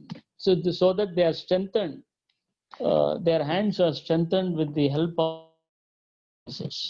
So these are some of the points which I wanted to share on the summons and search and seizure. And நீங்க ஏதாவது கேள்வி இருந்ததுன்னா kindly ask, we can deliberate. எனக்கு தெரிஞ்ச அளவுக்கு நான் சொல்றேன். Thank you sir, giving wonderful speech about the practical summon search எப்படின்றது எல்லாம் சொல்லிட்டீங்க. Thank இந்த you. வெபினார் இந்த எங்களோட மெம்பருக்கு ரொம்ப ஹெல்ப்ஃபுல்லா இருக்கும். அந்த இதுல நீங்க சொன்னதுல கேட்ல வந்து என்ட்ரி போடுறதுடைய அட்வான்டேஜ் என்ன அப்படின்னு செக் பண்ணும்போது அந்த ஆபீசர்ஸ் பேர் எழுத மாட்டாங்க, ரிஃப்யூஸ் பண்ணிட்டாங்கன்னும் போது அந்த என்ட்ரி போடுறது எவ்வளவு பெரிய விஷயம் அப்படின்றது ரொம்ப உணர்த்திட்டீங்க சார். ரொம்ப அருமையா இருந்தது எங்களுக்கு நீங்க சொல்லும்போது. இல்ல நான் ஒரு practical example சொல்றேன். Yes sir. இப்போ வந்து suppose the officers come and sit in your premises for 2 days in the client's premises. எல்லாம் கரெக்டா இருக்கு அப்படின்னு சொல்லிட்டு போயிட்டாங்கன்னு வச்சுங்க, நாளைக்கு அவங்க வந்ததுக்கும் எவிடன்ஸ் இருக்காது, போனதுக்கும் எவிடன்ஸ் இருக்காது. Yes sir. Yes sir. So everything should be documented. If they ask something, you give the document, but also ensure that you put it on record. நிறைய பேர் மிஸ்டேக் பண்றதே அதுதான். ஈவன் த ஆடிட் பார்ட்டி, அவன் வந்து ஒரு 4 நாள் இருந்துட்டு போயிட்டான் சார், எல்லா இன்ஃபர்மேஷன் கேட்டாங்க, நான் கொடுத்தாச்சு, they were satisfied with the answer. But after 3 years one more audit party will come, ask the same question, you don't have evidence to show that 2-3 years back நான் வந்து இதே இன்ஃபர்மேஷன் தான்ப்பா கேட்டான், நான் கொடுத்துருக்கேன். தேர் இஸ் நோ சப்ரஷன் சொல்றதுக்கு வாய்ப்பே இல்லை. So documentation is very important. In fact every client should maintain one GST correspondence file. அது என்ன கரஸ்பாண்டன்ஸ் நடந்தாலும் அதில் ஒரு காப்பி போட்டு வச்சிடணும். It may be related to particular case. அந்த கேஸ் முடிஞ்சவொடனே அந்த கேஸ் ஏதோ டிஸ்போஸ் பண்ணிடுங்க. But this GST correspondence file ஒரு பேரலல் காப்பி எல்லாமே வச்சுக்கணும். This is that is where people don't realise the importance. ஏதாவது கேஸ் கொஸ்டின் பாக்ஸ்ல இருந்தா we can take some questions.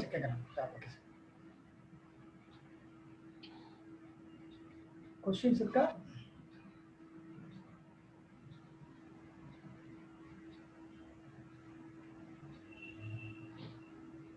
Unmute பண்ணுங்க.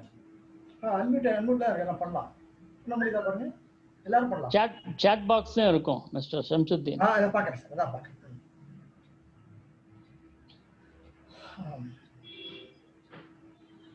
Good evening, sir. Venkateshwaran from Coimbatore. Sir, எங்களுடைய sir retired IAS officer sir, நிறைய classes எடுக்கறவங்க நினைப்பா sir. சொல்லுங்க sir, அறிமுக பண்ணி வைங்க. இல்ல அப்ப அவரு கேள்வி கேட்க கூடாது, ஆன்சர் தான் சொல்லுங்க. இல்ல why I am asking, that is true, but after that what we find, because I am retired, so I am liberty to some legal points only. Even நீங்க சொன்னதெல்லாம் கேட்டுட்டு இருந்தேன் sir. Now what happened, earlier when we are doing, we will be handing over the statement which is recorded. Okay. Now the court also told the customs officers are not the police officers. Okay. Correct. So அப்ப இருக்கிறப்ப வந்து statement copy அவங்க refuse பண்றாங்க. Just to interrupt, in this point has gone to the larger bench of the Supreme Court. Okay, that's good sir, that's good. ஏன்னா இப்ப எனக்கு என்ன கேட்டா, நான் வந்து I was in preventive for more than 10 years. எங்க பீரியட்ல என்ன பண்ணுவோம்னா, மகசர் டிராப் பண்ணாலும் ஸ்டேட்மெண்ட் டிராப் பண்ணா இமிடியேட்டா ஹேண்ட் ஓவர் பண்ணிடுவோம். சரியா? ஓகே. சோ இப்போ பாத்தீங்கன்னா ஒரு ஆஃப் லேட் ஒரு 5 to 7 years பொறுத்த வரை பாக்குறப்போ they are not ready to give any statements. Okay. இப்போ நம்ம வந்து ஹை கோர்ட்டுக்கு போனாலும் இதுக்கு போனாலும் whether it is correct, we want a copy of that அப்படின்னு கேட்க முடியுமா? See, generally what happens, it always accompanies the show cause notice. Suppose show cause notice கொடுக்கல, but you want a copy of that statement, you can always get it under RTI because it is your own statement, your own document. 67(5) கொஞ்சம் இதா இருக்கு இல்லையா உங்களுக்கு? இதுல எதுல பொறுத்த வரைக்கும் நீங்க சொன்னீங்க 67(5) can be documents கொடுக்கலாம் அப்படிங்கறோம். பட் என்ன, நான் வந்து பிராக்டிகலா சீட் எல்லாம் பாக்குறப்போ மகசர் டாக்குமெண்ட் மட்டும் தான் கொடுக்க முடியும். Seized document only cannot be given. Okay. 67(5). But நம்ம வந்து சில சமயம் வந்து நம்மள வந்து லெட்டர் கேக்குறாங்க, so we hand over some of the documents after மகசர் also. Even that document is not given to the clients. அதே மாதிரி ஸ்டேட்மெண்ட் கொடுத்தாலும் நம்ம என்ன சொல்லி இருக்கிறோம் அப்படிங்கறதும் தெரிய மாட்டேங்குது. இதுக்கு வந்து நம்ம லீகல் ரெமெடி என்ன ஆகுறது என்னோட question. See, you can always ask for it if there is a specific reason. For example, in a case, let us assume in a case somebody has been pressurized and after the person comes back, they come to know யாரு கம்பெனியில். So we want to retract, எந்த portion retract பண்ணணும்னு தெரியறதுக்காக அந்த copy வேணும். So in those cases they can always go to the court and say that I want to retract but I don't know which portion, therefore kindly ask them to serve a copy on me. So that depends on the type of case. Because now courts all என்ன சொல்றாங்கன்னா investigation don't interfere அப்படிங்கிற மாதிரி தான் many times they take a decisions. So இங்க வந்து here you are not asking for interference, you are asking for a copy. Yes, my employee has given statement, I want to see what is his statement, how best I have to say all this. அதுக்காக தான் we always tell, please depute a person who is knowledgeable or who knows his affairs. Otherwise, what are you depute someone who does not know anything? He does not know what is happening there, and even if he comes back, he will not be able to tell what happened. So that is not a good trend. Okay. Then one more question in this also. The search happens in a place. Okay. Fine. So search எல்லாம் முடிச்சிட்டு this I since even though I am department, now I am being the other side of the department, I want to ask this question. Okay. இப்போ ரீசெண்டா நாங்க வந்து பார்த்தோம், ஒரு trend பார்த்தோம்னா search வந்தாங்க, எல்லா வீடெல்லாம் முடிச்சிட்டு ஆபீஸ் எல்லாம் முடிச்சிட்டு then they draw a nil magazine, which means there is nothing incriminated document, everything is okay. அதுக்கப்புறம் என்ன பண்றாங்க, லெட்டர் ஹெட்ல ஒரு 4 டாக்குமெண்ட் வாங்கிட்டு போயிடுறாங்க. Now again they are issuing a summons to get some more documents. Whether I can refuse giving the documents because already you have searched the premises, for which we came and you found there is no discriminating document is available, still you are issuing a summons to submit the document. Are they asking for specific documents? நம்ம ஆபீஸ்ல தெரியுமா? Hello, உங்களுக்கு கேட்டா மறுபடியும் 3B கொடுங்க, GST 1 கொடுங்க, சமமாக document. Okay, அது ஆல்ரெடி டிபார்ட்மெண்ட் கிட்ட இருக்கு இல்லையா, திருப்பும் அதை கொடுக்கணும். That is true. But என்ன இங்க ப்ராப்ளம் இருக்குன்னா, assessees வந்து will find it very difficult to challenge the officer at the time of summons. Okay. So that we find whether we can quote that search has been already done. I am asking only legal questions only. Whether we can legally entitled to say that since you already completed search, you have found that is nothing discriminatory document is available, then what is the need for again and again calling for the document? See, you cannot abstract them because you do not know what is there in their mind. But if they have done the search and seizure in that premises, they did not find anything. But they want further information, and if that information is not available with them, they can always ask for it. For example, they have searched, there are 2 offices, they have searched one office but not the other. So in office A they did not find anything, but they require some more documents, they can always ask for it. But if the document is already available, for example, நீங்க சொன்ன மாதிரி GSTR 3B எல்லாமே போர்ட்டல்ல இருக்கு, திருப்பும் அதை எதுக்கு கொடுக்கணும்? But they can politely say that we are not, since it is available with you, you may kindly collect it from your own, get it from your own system அப்படின்னு சொல்லலாம் politely. So for this there is no necessity for summons, you know. For this there is no necessity for issuing a summons. இல்ல. Thank you very much, sir. Okay, sir. Chartla question கேட்டிருக்காங்க sir, chartla. சொல்லுங்க sir. I already asked transitional ITC detail of input built in the stock section 143 subsection 3. Not allowed Senvat input as credit from TAN 1. அதாவது 143 வந்து input வந்து காமிச்சிருக்காங்க, நான் officers ஒத்துக்க மாட்டாங்க, allow பண்ண மாட்டாங்க அப்படின்ற மாதிரி அவர் சொல்றாரு. Ask them to issue a show cause notice to dissolve the credit. ஆனா ஆபீசர்ஸ் கூப்பிட்டு இந்த மாதிரி சரியில்லை அப்படின்ற மாதிரி கேக்குறாங்க போல இருக்கு. அதுக்காக அவங்க சரியில்லைன்னு சொல்லட்டும், நோட்டீஸ்ல சொல்லட்டும். அது அப்ப notice and he has a chance to reply.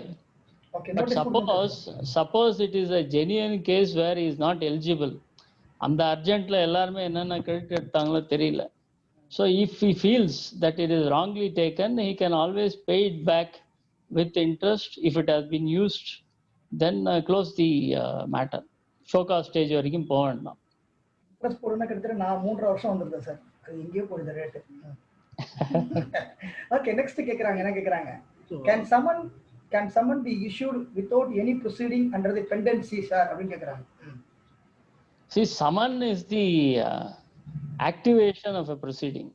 In some cases, summon is the first stage. So, ஏதாவது proceeding pending இருக்கணும்னு necessity கிடையாது.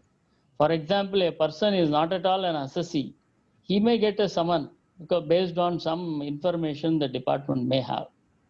So, that is not a precondition. Okay. இப்போ அடுத்து என்ன கேக்குறாங்க, when the proper officers entered into auditor office for checking specific client file has to be rights to check other and file also கேக்குறாங்க. அவங்களுக்கு ride வந்தாங்கன்னா auditor ஆபீஸ்ல enter ஆகி அதையும் செக் பண்ணறதுக்கு வாய்ப்பு இருக்கா அப்படின்ற மாதிரி கேக்குறாங்க. வாய்ப்பு இருக்கு, because we saw any person ஒரு expression யூஸ் பண்ணியிருக்காங்க. So even the auditor should be careful in their affairs. Okay, அடுத்து இன்னொரு கொஸ்டின் கேக்குறாங்க. Because they can visit, they can conduct inquiry against any person. That any person is a very wide expression. I think it also inspection of any premises of the assessee இருக்கா? I don't think it is like that. ஒரு நிமிஷம் சொல்றேன். That inspection which we saw.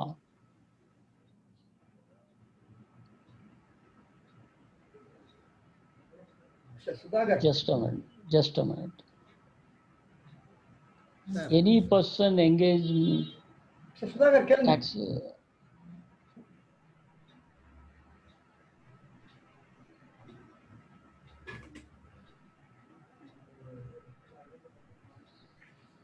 I think they can ask for information. அந்த நம்ம place வந்து right பண்றது திருப்பி ஆகணும், ஆடிட்டர் ஆபீஸ்ல வந்து எல்லாத்தையும் சர்ச் பண்ற அளவுக்கு சான்சஸ் இருக்கா சார்? Chance இருக்கு. In fact, in some cases they may come for income tax. Okay, incidentally they will get something எல்லாமே interconnected, so they may pass it on to the indirect tax GST department also. That is also possible. Excuse me sir, Sundaram Kumar கேட்கலாமா sir? சொல்லுங்க sir. எங்க joint secretary Sudhakar sir கேட்டதுதான் sir, அதாவது proper officer வந்து auditor ஆபீஸ்ல வந்து enter பண்ணலாமான்னு. ஆக்சுவலா பார்த்தா கிளைண்ட் ஆபீஸ்ல போனாக்க எதனா பேப்பர் கேட்டாங்க, இல்ல இது ஆடிட் ஆபீஸ்ல இருக்குது, இல்ல இது ஆடிட் ஆபீஸ்ல இருக்கு அப்படின்னு சொல்லி தட்டி கழிக்கிறதுனால உண்மை சார், ஆடிட் ஆபீஸ்க்கு வராங்க, வரும்போது வேற எதனா டாக்குமெண்ட் என்னுடைய அடுத்த கிளைண்ட் டாக்குமெண்ட் பார்க்கலாமான்னு கேக்குறாங்க சார். ஒரு 25 வருஷத்துக்கு முன்னாடி ஒரு செமினார் அட்டென்ட் பண்ணியிருந்தேன், search and seizure பத்தி தான். I was a student at that time. I remember the learned speaker was saying that எதை கேட்டாலும் ஆடிட்டர் தான் கேட்கணுன்ற மாதிரி சொல்றது. அதாவது இந்த என்ட்ரி என்ன ஆடிட்டர் தான் கேட்கணும், இந்த பேலன்ஸ் ஷீட் எங்க இருக்கு ஆடிட்டர் தான் கேட்கணும். அதெல்லாம் ஓகே, ஆடிட்டர் கேட்கலாம். கல்யாணம் ஆயிடுச்சா அதை கூட ஆடிட்டர் தான் கேட்கணுன்ற மாதிரி சொன்னார். ஸோ அந்த மாதிரி அளவுக்கு they are dependent, or maybe they use it as a tool to just நீங்க சொன்ன மாதிரி தட்டி கழிக்கிறதுக்கு. So even the auditor should be careful, because இவங்க வந்து if they say that everything is maintained, my books of accounts are maintained by auditor, and if they come here in the course of looking at the accounts of A, they may also look upon the documents relating to B. It will only affect the auditor, so they should be careful. Sir அப்படி வரும்போது நம்ம டேபிள்ல இருக்கிற மத்த புக்ஸையும் அவர் check பண்றதுக்கு chances இருக்கா sir? Irrelevant to that particular case. You can always object to that. இன்னொரு summons எடுத்துன்னு வருவான், இன்னொரு authorization. Now see, in the premises when they are on search, could they able to seize the document of which is irrelevant to GST? Like example? Like see, I am running my manufacturing business, like some kind of actually small product. I have some property documents which is kept in the factory. Now they are, while on the search, they found some document. Now they want to seize it. Is it possible? They can seize it, but if they are not going to rely upon that in any proceeding, they have to return. And the provision path number, they are supposed to return it. Time limit. Limitations there to actually seize all the documents. ஒன்னா எடுத்துன்னு போகலாம், லாரியை எடுத்துட்டு வந்து எல்லாத்தையும் எடுத்துட்டு போகலாம். But what is the purpose? The pursuit will become useless if they load themselves with unnecessary things. See, sometimes they are not looking into any document which is related or irrelated. They take all the documents and they'll keep it inside and they take. That's all. The மாதிரி circumstances, how we can fight them? You can suppose it is a vexatious search and no useful purpose would be served. You can also write to them, to the higher officers, and also object, ask for all those documents. For example, an assessee is not covered by GST. A person is not covered under GST. சும்மா வந்து அவனோட டாக்குமெண்ட்லாம் எடுத்துட்டு போய் இன்னும் பிரயோஜனம் இல்லை. So he can always say that I am not an assessee for XYZ reason. You have taken away these documents. 2 மாசம் ஆச்சு, 1.5 மாசம் ஆச்சு. You please return it. You can escalate it to the higher officers also. And in extreme cases, you can go to the court. In a politician search, or a politician search, what is happened? Our auditor, he was at Singapore. This person said, my entire document with actually the auditor. They made a search in the auditor office. They are unable to find out anything. And they get actually special provision to search the audit office of the Singapore office. They made it. Is it possible? Singapore pay check பண்றதா? எடுத்துட்டு வந்துட்டான். Okay, I have to check. I am not very sure whether they can go to other country and search it. Territorial operation of our law. Yes, yes. Was it direct tax or indirect tax? Indirect. Okay, that is one of its kind. சார்ட்ல இன்னொரு question இருக்கு sir. சார்ட்ல சொல்லுங்க. Exempted goods, why should pay tax where we booking this tax within bracketல if they have not taxable sales? taxable sales கிடையாது, நான் ஏன் tax கட்டணும் அப்படின்னு கேக்குறாரு. இந்த நீங்க சொன்னீங்க இல்லையா 2% or 25,000 whichever அது penalty அது. அவரு கேக்குறது exempted goods why should pay tax அப்படின்னு கேக்குறாங்க. No. In case of exempted goods, they are not asking you to pay tax. They are asking them to pay the penalty. But according to me, it cannot be decided on the road. There should be a proper notice. The person should explain why it is not taxable, and proper reply panna, I think it can be taken up. Adjudication panni, they should not levy penalty also. Exempted goods, it is revenue neutral. Why should they impose penalty in the first place? So all these things, 129, 130, it is எல்லாம் ஒரு summary assessment மாதிரி தான் போகுது. 100% tax, 100% penalty கட்டி எடுத்துட்டு போ அப்படின்ற மாதிரி. But a person can always say, I will not accept what you are saying.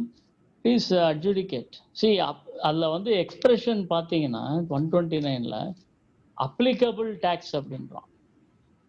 What do you mean by applicable tax? Applicable tax means they should decide whether it is exempted, not exempted, what is the status of the goods. They cannot just like that.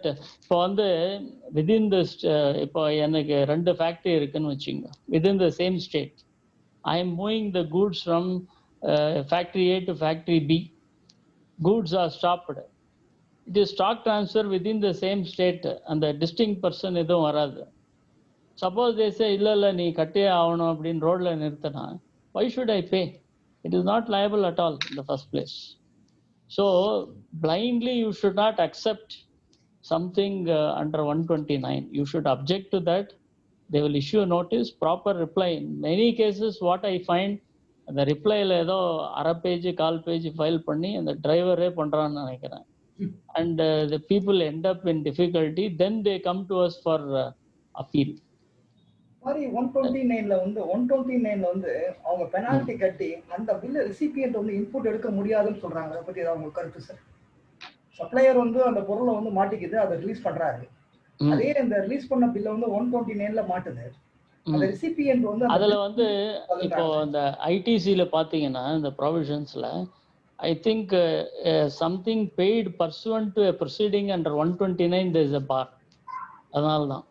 So you take the old law, central excise law, service tax, அங்கேயும் இந்த மாதிரி suppression fraud கேஸ்ல வந்து the recipient or the buyer could not take credit. அதே மாதிரி இங்க 74 proceeding or 129 இந்த confiscation seizure பண்ற கேஸ்ல கூட there is some bar. That is why this problem is there. Problem is there. Yes. That is deliberate. That is deliberately kept. See, basically 129, 130 is there to prevent evasion. So in a case where there is no evasion, just because there is some procedural error or clerical error, on the e-way bill number, e-way bill transport vehicle number wrong போட்டேன், இல்லை ஒரு particular digit is missing, அந்த டிஜிட்டை தப்பா போட்டேன், அந்த மாதிரி கேஸ்லாம் வருது. That is unfortunate. Exempted goods. Why do you want to invoke 129, 130? ஒரு டோக்கன் பெனால்டி போட்டு முடிச்சிடலாம். ஒரு எக்ஸ்பிரசிடர் மிஸ்டர் ராஜேந்திர பாபு சார் கேள்வி கேட்டிருக்காங்க. Is there any time limit for retracting அப்படின்னு கேட்டிருக்காங்க.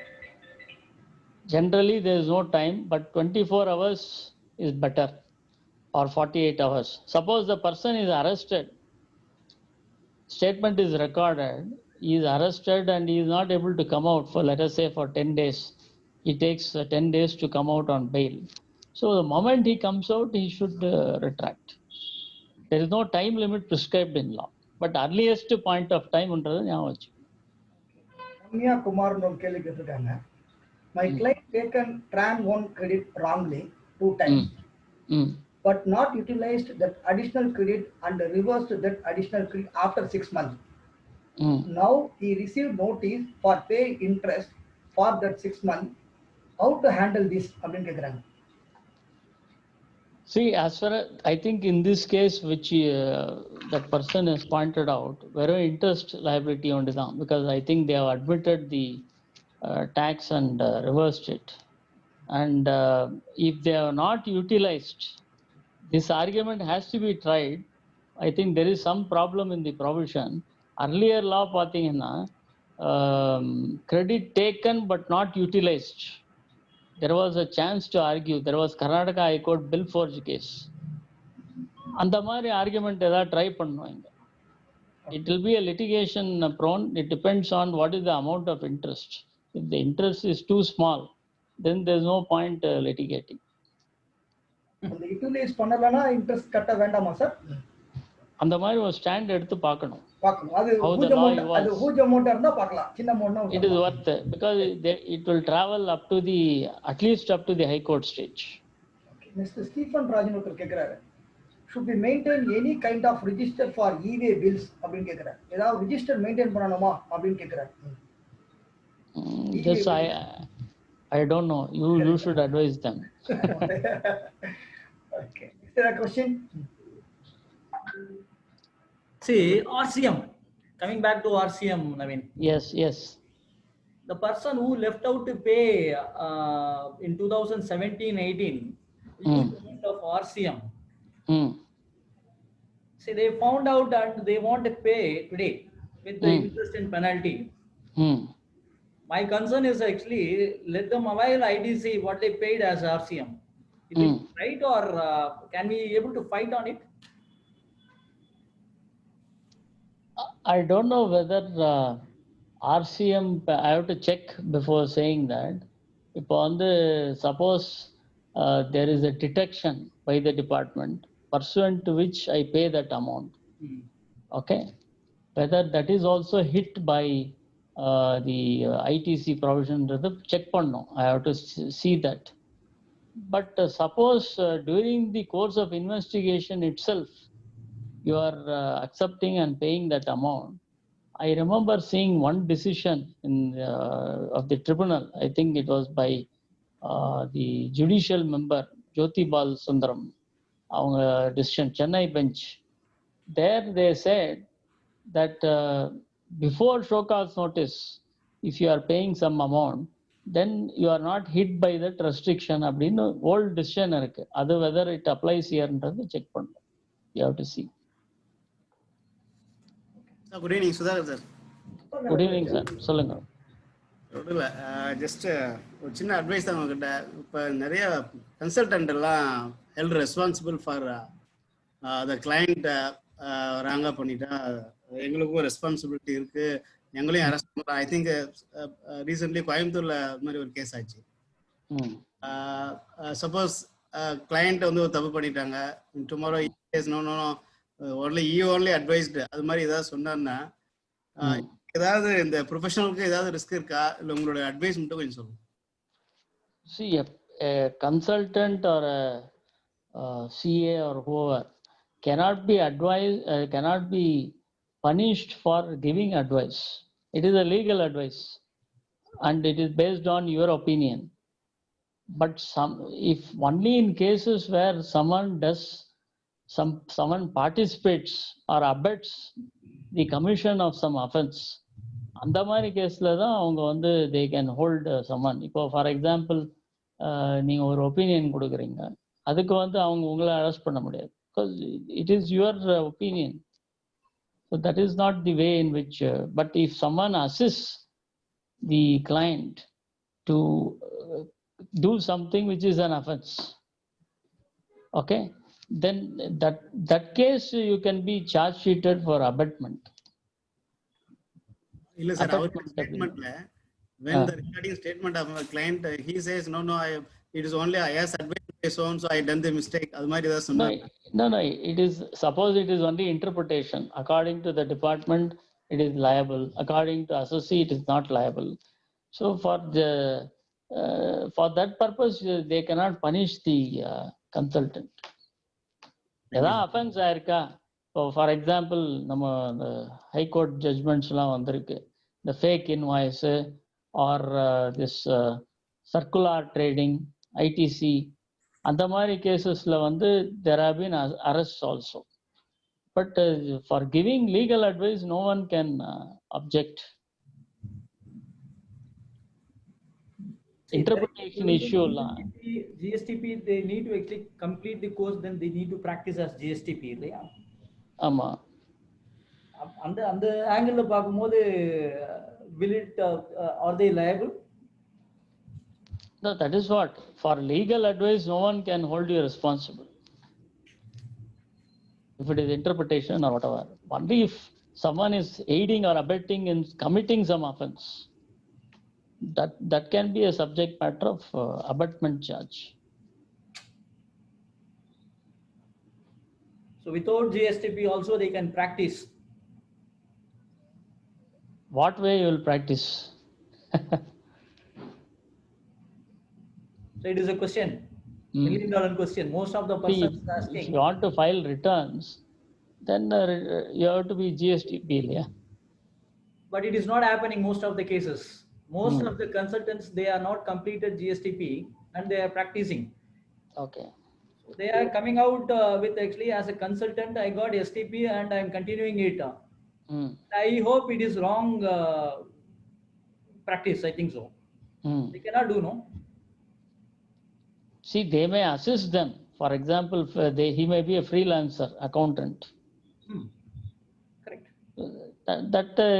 See, instead of appointing him as an employee, they would have taken him as a freelancer. Morning he goes to one company, afternoon he goes to some other company. That is possible. Only thing, he cannot do anything which only a GSTP can do by passing that exam. He may just assist them and client himself will upload the returns. I don't see a problem there.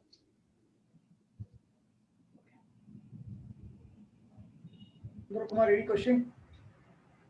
There are so many notice we are getting from the local state government office with PIN number. Without DIN, huh? Yes. இது respond பண்ணானா நிறைய பிரச்சனைகள் வருது. If you are not responding it properly, then there are so many issues facing, people are facing. என்ன பண்ணலாம், இதை how to handle? Can you just give me some good suggestions? See, I told you in the beginning, just because the DIN is not there, although the officers are saying you can throw it in the dustbin and all, Still, it is a letter which has come from the government. Let us say it comes by a registered post. Tomorrow, the same department will argue in any court, saying that this is only a small technical error. So you cannot. What is important? And you look at one provision in section, I think it is 168. 168 அப்படின்னா 168 or just a minute, I'll tell you. ஒரு ரொம்ப important provision இருக்கு, அது யாரையும் இது வரைக்கும் சரியா பார்க்கல. 160 Power to instruction to the directors. No, not that. 160 assessment proceedings etc. not to be invalid on certain grounds. அதுல என்ன சொல்றான்? No assessment, reassessment, adjudication, review, revision, appeal, rectification, notice, summons or other proceedings done or accepted, made, issued, initiated, அதெல்லாம் சொல்லிட்டு it will not be invalid or deemed to be invalid merely for reason of any mistake, defect or omission. இதை invoke பண்ணுவான் 160. So you cannot ignore that. Statute will prevail over all the instructions of the board or whatever. 160 will override. So they will quote 160 in an appropriate case and say this is only board instruction, not binding. Correct. So assessee cannot take chances. Thank you, Naveen. Thank you. அப்படின்னாக்கா டின் இல்லனா கூட நம்ம வந்து respond பண்ணணும் அப்படின்றது அர்த்தம். Respond பண்றது better. You can raise an objection. First objection should be that I have received this summon or letter without DIN. So as per board's instruction or whatever, this is invalid. But still, as a measure of abundant caution, I am responding. Good, sir. Thank you, sir. Thank you, sir. Yeah. இதே இதுல ஒரு question. Yes, sir. Before corona Porur சர்க்கிள்ல இருந்து ஒரு mail அனுப்பிச்சிருந்தாங்க. Email ஐடியே பாத்தீங்கன்னா இப்போ வந்து exciseporur@gmail.com இருக்கு. கவர்மெண்ட் மெயில்ல பர்சனல் ஐடி, அது பர்சனல் ஐடி. பர்சனல் ஐடியில இருந்து மெயில் அனுப்புறாங்க. கண்டென்ட் ரொம்ப காமனா இருக்கு. அதாவது அட்ரஸ் டு அசஸி நேமும் இல்ல, டியர் அசஸி அப்படின்ற மாதிரி போட்டுட்டு கண்டென்ட் எல்லாமே காமனா இருக்கு. அது வந்து எதுக்காக கொடுத்துருக்காங்கன்னாக்கா லேட் பேமெண்ட் இன்ட்ரெஸ்ட்காக கொடுத்துருக்காங்க. லேட் ஃபைலிங் அதுக்கு உண்டான இன்ட்ரெஸ்ட்காக கொடுத்துருக்காங்க. ஆஸ் பர் த அட்டாச்மெண்ட் அப்படின்ட்டு அதுல ரெஃபர் பண்ணிட்டாங்க. அட்டாச்மெண்ட்டை ஓபன் பண்ணி பார்த்தாச்சுன்னா அது ஒரு எக்ஸல் சீட் போட்டிருக்காங்க. அதுல ஒரு 200 அசஸி இருக்கும். நம்ம எங்க இருக்கோம்னே நமக்கு தெரியாது. அதுல தேடி கண்டுபிடிக்கணும். அது ஆமா, தேடி கண்டுபிடிக்கணும். இந்த மாதிரி மெயில் வந்தா இதுக்கு ரெஸ்பாண்ட் பண்ணணுமா வேண்டாமா? பண்ணல. ஃபர்ஸ்ட் திங் அசோசியேட் என்ன சொல்லிட்டோம் அப்படின்னா அது பர்சனல் மெயில்ல இருந்து வந்திருக்குது. It is not valid. It is not official. Not official. Correct. ஒரு 1 வீக் முடிஞ்ச உடனே அவர் அங்க இருந்து போன் பண்றாரு. யார் ஆபீசர்? அசஸி கூப்பிட்டு இந்த மாதிரி மெயில் அனுப்பிச்சிருக்கிறோம் பாத்தீங்களா, பாத்துட்டு ரெஸ்பாண்ட் பண்ணுங்க அப்படின்ட்டு திரும்ப சொன்னாரு. அதுக்கப்புறமா செகண்ட் டைம் நாங்க பண்ணல. அதுக்கப்புறம் இப்ப கொரோனா இதெல்லாம் வந்துருச்சு. ஸ்டில் அப்படியே பெண்டிங்ல இருக்குது. என்ன ஆக போகுதுன்னு தெரியல. Anyway, it is only late filing fee. அதுக்கு ஒன்றும் டைம் லிமிட் இல்லையே. இன்ட்ரெஸ்ட்க்கு ஆமா, இன்ட்ரெஸ்ட் லேட் பேமெண்ட்டுக்கு உண்டான interest. They may even straight away issue notice. அந்த மெயில்ல என்ன ஆச்சுன்னா என் கிளையண்ட்டுக்கு வந்தது. பார்த்துட்டாங்க. ஓபன் பண்ணி பார்த்துட்டு அது ஒரு 5 கிளையண்ட், என்னுடைய கிளையண்ட். ஒரு கிளையண்ட் ப்ராப்பரா இன்ட்ரெஸ்ட் கட்டிட்டாரு, 4 பேர் கட்டல. அந்த கட்டினாலும் 4 பேரையும் பார்த்துட்டாரு. யோ அவங்க எல்லாம் கட்டல, என்னையும் விட ஏன் கட்ட சொல்றேன். அதான் நான் சம்சீன் கிட்ட சொன்னேன், இது மாதிரி ஒரு லெட்டர் அனுப்பலாமா கவர்மெண்ட் ஆபீஸ்ல. ஜஸ்ட் ஒரு 300 பேருக்கு ஒரே ஒரு மெயில். இந்த மாதிரி issues your association should take up and say that it is you should object to that. இந்த மாதிரி காமன் மெயில் எல்லாருக்கும் அனுப்பிச்சிட்டு it has no legal validity. You should object through your association instead of taking up individually. கனெக்ஷன்லயே search போட்டு தான் தேடணும் நாம எங்க இருக்கோம்.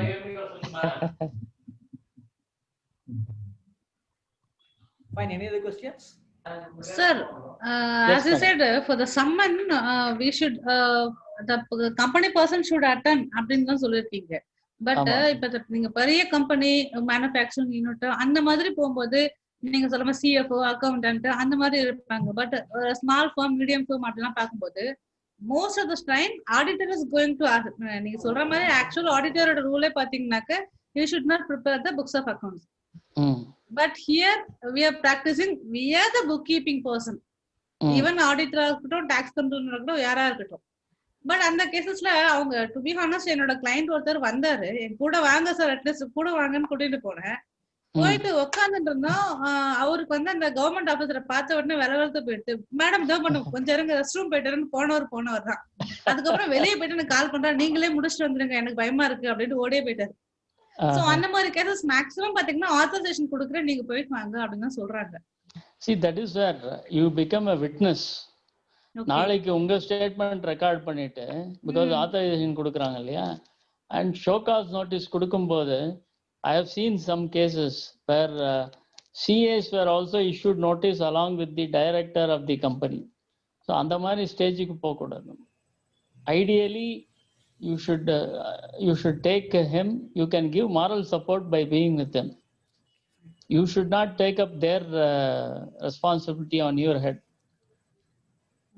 But he is not having that much sound knowledge. Even to be honest, he is having பண்ணி கொட்டு போணும். Okay, அவர் பேசவே பயப்படுறாரு. எதை பார்த்தாலும் என் மூஞ்ச பாக்க, ஏதாவது क्वेश्चन கேட்டா என்ன பாக்குறாரு, அது மாதிரி இருக்கு. கையெழுத்து மட்டும் போடாதீங்கன்றாரு. நீங்க எல்லாம் மட்டும் போடாதீங்க. Okay, fine.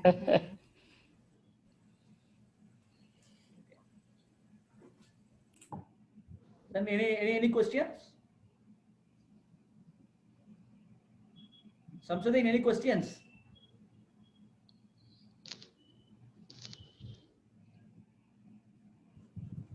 Samsudin? Yes, sir. Sorry, unmute. Okay. யாராவது கேள்வி கேட்டிருக்காங்க? Can auditor take a stand that I have given a true and fair view, within bracket not true and correct view, and I am not responsible for any proceeding or action, and it is the responsibility of assessee, not the auditor. So an assessee who is illiterate can be held responsible. அவர் படிக்கல அதுக்கு responsible தான் கேக்குறாரு. The auditor's role is under the company law or maybe இப்போ வந்து accounts வந்து ஆடிட்டருக்கு கிடையாது. Auditor வந்து அக்கௌண்ட்ஸை பார்த்துருக்காரு அவ்வளோதான். So for tax evasion or whatever, auditor cannot be held responsible. I don't know in what context our friend has asked this question. You are not responsible. Okay. You are not saying he has paid tax 100% according to the GST law. Of course, I think in the audit report which you are supposed to give now, the 9th year, it appears to be a very onerous task because the auditor is supposed to give his comments on so many things. So அங்க கொஞ்சம் கேர்ஃபுல்லா இருக்கணும்.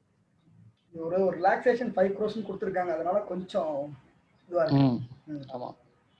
Okay sir, ரொம்ப ரொம்ப ரொம்ப நன்றி sir. ரொம்ப அருமையா பொறுமையா ரொம்ப ரிலாக்ஸா ரொம்ப அழகா பொறுமையா ரொம்ப கேட்ட கேள்விக்கெல்லாம் ரொம்ப அருமையா பதில் சொன்னீங்க. ஒரு முக்கியமான விஷயம் சொல்லுங்க. அந்த காலத்துல யூஸ் பண்ண இன்ஸ்ட்ருமெண்ட்ஸ், மியூசிக்கல் இன்ஸ்ட்ருமெண்ட்ஸ் எல்லாம் இப்ப நிறைய இவர் கண்டுபிடிச்சு திருப்பி உள்ள வெளில எடுத்துட்டு வராரு. எக்ஸலென்ட்டா பண்ணிட்டு இருக்காரு. சோ மெனி இன்ஸ்ட்ருமெண்ட்ஸ் இப்போ வந்து மியூசிக், அதாவது லாபத்திரம் இல்லாம நிறைய ஆக்டிவிட்டில இருக்காரு. பாத்தீங்கன்னா அவருடைய யூடியூப்ல போய் பாருங்க. யூடியூப்ல பார்த்தேன். ஆமா, சூப்பர் மியூசிக்ஸ் அதெல்லாம் வந்து இப்ப இருக்கிற மியூசிக் டைரக்டர்ஸுக்கு தெரியுமான்னு தெரியாது. அந்த மாதிரியான இன்ஸ்ட்ருமெண்ட்ஸ் எல்லாம் எடுத்துட்டு வந்துட்டு இருக்காரு. நீங்க எல்லாம் முடிஞ்சதுன்னா பாருங்க, ட்ரை பண்ணி பாருங்க. நவீன் குமார் போட்டீங்கன்னா அவங்க யூடியூப்ல போட்டீங்கன்னா அது லா பிராக்டிஸ் பண்ணாதப்போ அதை பிராக்டிஸ் பண்ணோம், அவ்வளவுதான். And music in சொல்றதுனால we should also remember today, because it's a sad day for all of us. SPB passed away. And of course many of us have grown up listening to his songs. So anyway, we will remember him. Okay, kandipa sir. So you're balancing passion as well as profession. Great work, sir, really. Thank you. Okay, dear members, உங்களுடைய subscription நிறைய பேர் பே பண்ணாமல் இருக்கீங்க. Financial year 2021 தயவு செஞ்சு பே பண்ணுங்க. நீங்களா கொடுத்துட்டீங்கன்னா நல்லா இருக்கும்.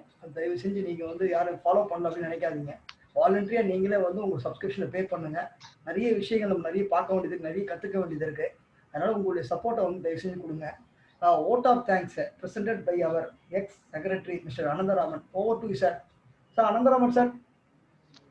எஸ் சார், இந்த டாபிக் யாரு செலக்ட் பண்ணாங்கன்னு தெரியல.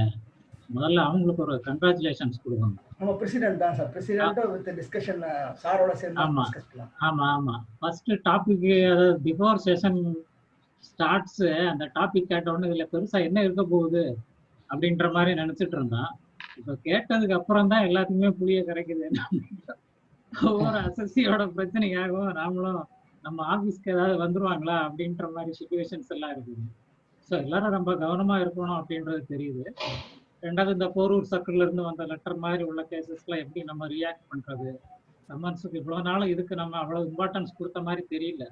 இதோட சீரியஸ்னஸ் எல்லாமே இப்போதான் நமக்கு புரிய வருது. அதனால இந்த டாபிக் செலக்ட் பண்ணி அதை மீட்டிங் கண்டக்ட் பண்ண நம்ம அட்மின் டீம் பிரசிடென்ட் செக்ரட்டரி அவங்களுக்கும் இதை எல்லாத்துக்கும் புரியுற மாதிரி நல்ல தெளிவாக சொன்ன நம்ம நவீன்குமார் சார் அவருக்கும் பெருசா நன்றி தெரிவிச்சுக்கிறேன். முதல்ல இவ்வளவு நேரம் பொறுமையா இருந்து நம்ம மீட்டிங் எல்லாத்தையும் அட்டன் பண்ண நம்மளோட மெம்பர்ஸுக்கும் எல்லாரும் எல்லாத்தையும் கேட்டிருப்பீங்க. அது இதோட சீரியஸ்னஸ் எல்லாத்துக்கும் புரிஞ்சிருக்கும். எல்லாரும் இதை கேட்டு நல்லபடியா ப்ராக்டிஸ் பண்ணணும்ட்டு எல்லாத்தையும் வேண்டி கேட்டுக்கிறேன். மழை அது மாதிரி இருந்தாலும் இப்போ நார்மல் மீட்டிங்காக இருந்தால் யாரும் வந்துருக்க முடியாது. இப்போ ரெய்னியாக இருக்கிறதுனால விர்ச்சுவல் மீட்டிங்காக இருக்கிறதுனால இது ஒரு அட்வான்டேஜஸாக இருக்குது. இருந்தாலும் நிறைய மெம்பர்ஸ் வரமாட்டேன்றாங்க. இன்னைக்கு ஓவரால் பார்த்தீங்கன்னா ஒரு 50-55 பேர்கிட்ட வந்தாங்க. இப்போ நம்ம வந்து எனிவே இதை வந்து நம்ம யூடியூப்ல அப்லோட் பண்ண போகிறோம். சரி, வராதவங்களும் அதை பார்த்து எல்லாரும் பெனிஃபிட் எடுத்துக்கோம் அப்படின்ட்டு சொல்லிக்கிட்டு எல்லாத்துக்கும் கலந்து கொண்ட எல்லாத்துக்கும் நன்றி தெரிவித்து விடைபெறுகிறேன். வணக்கம். Thank you sir. நெக்ஸ்ட் அனௌன்ஸ்மெண்ட் வந்து மிஸ்டர் வெங்கடேஸ்வரன் சார் வந்து நெக்ஸ்ட் வீக் அல்லது நெக்ஸ்ட் வீக் எப்படின்னு தெரியல. டைம் வந்து அக்டோபர் 2 வருது, லீவ் வருது. அதனால வந்து டேட் வந்து நாங்கள் லேட்டாக அனௌன்ஸ் பண்ணுறோம். ப்ராக்டிக்கலாக ரீஃபண்டில் அப்ளிகேஷனை பண்ணுற டிஃபிகல்டிஸ் என்ன அப்படின்னு சொல்கிறதுக்காக நமக்காக வர இருக்காங்க. கோயம்புத்தூர்ல இருந்து Venkateswaran sir practical refund application statement 1 என்ன, ஸ்டேட்மெண்ட் 2 என்ன, இதை எப்படி கையாளுறது அப்படின்னு ப்ராக்டிக்கலாக கொடுக்குறேன்னு சொல்லியிருக்காங்க. அடுத்து வரக்கூடிய காலகட்டங்கள் அது பார்க்கலாம். அடுத்து உங்களுடைய ஃபீட்பேக், கமெண்ட்ஸ் எல்லாத்தையுமே நம்மளுடைய குரூப்ல வந்து டெலகிராம்லையும் மெயிலையும் போடுங்க. இந்த நிகழ்ச்சியை உங்களுடைய துணையால் வெற்றிகரமாக நடந்திருக்கு எங்கள் சங்க தலைவர் ஜெயக்குமார் சார் அவர்கள் சார்பாகவும் எங்கள் சங்க உறுப்பினர் சார்பாகவும் நன்றியை தெரிவித்துக் கொள்கிறோம். நன்றி, விரைவில் சந்திப்போம். இதிலிருந்து விடைபெறுகிறோம். தேங்க்யூ. நன்றி, வாழ்க வளமுடன். Thank you sir. Thank you sir.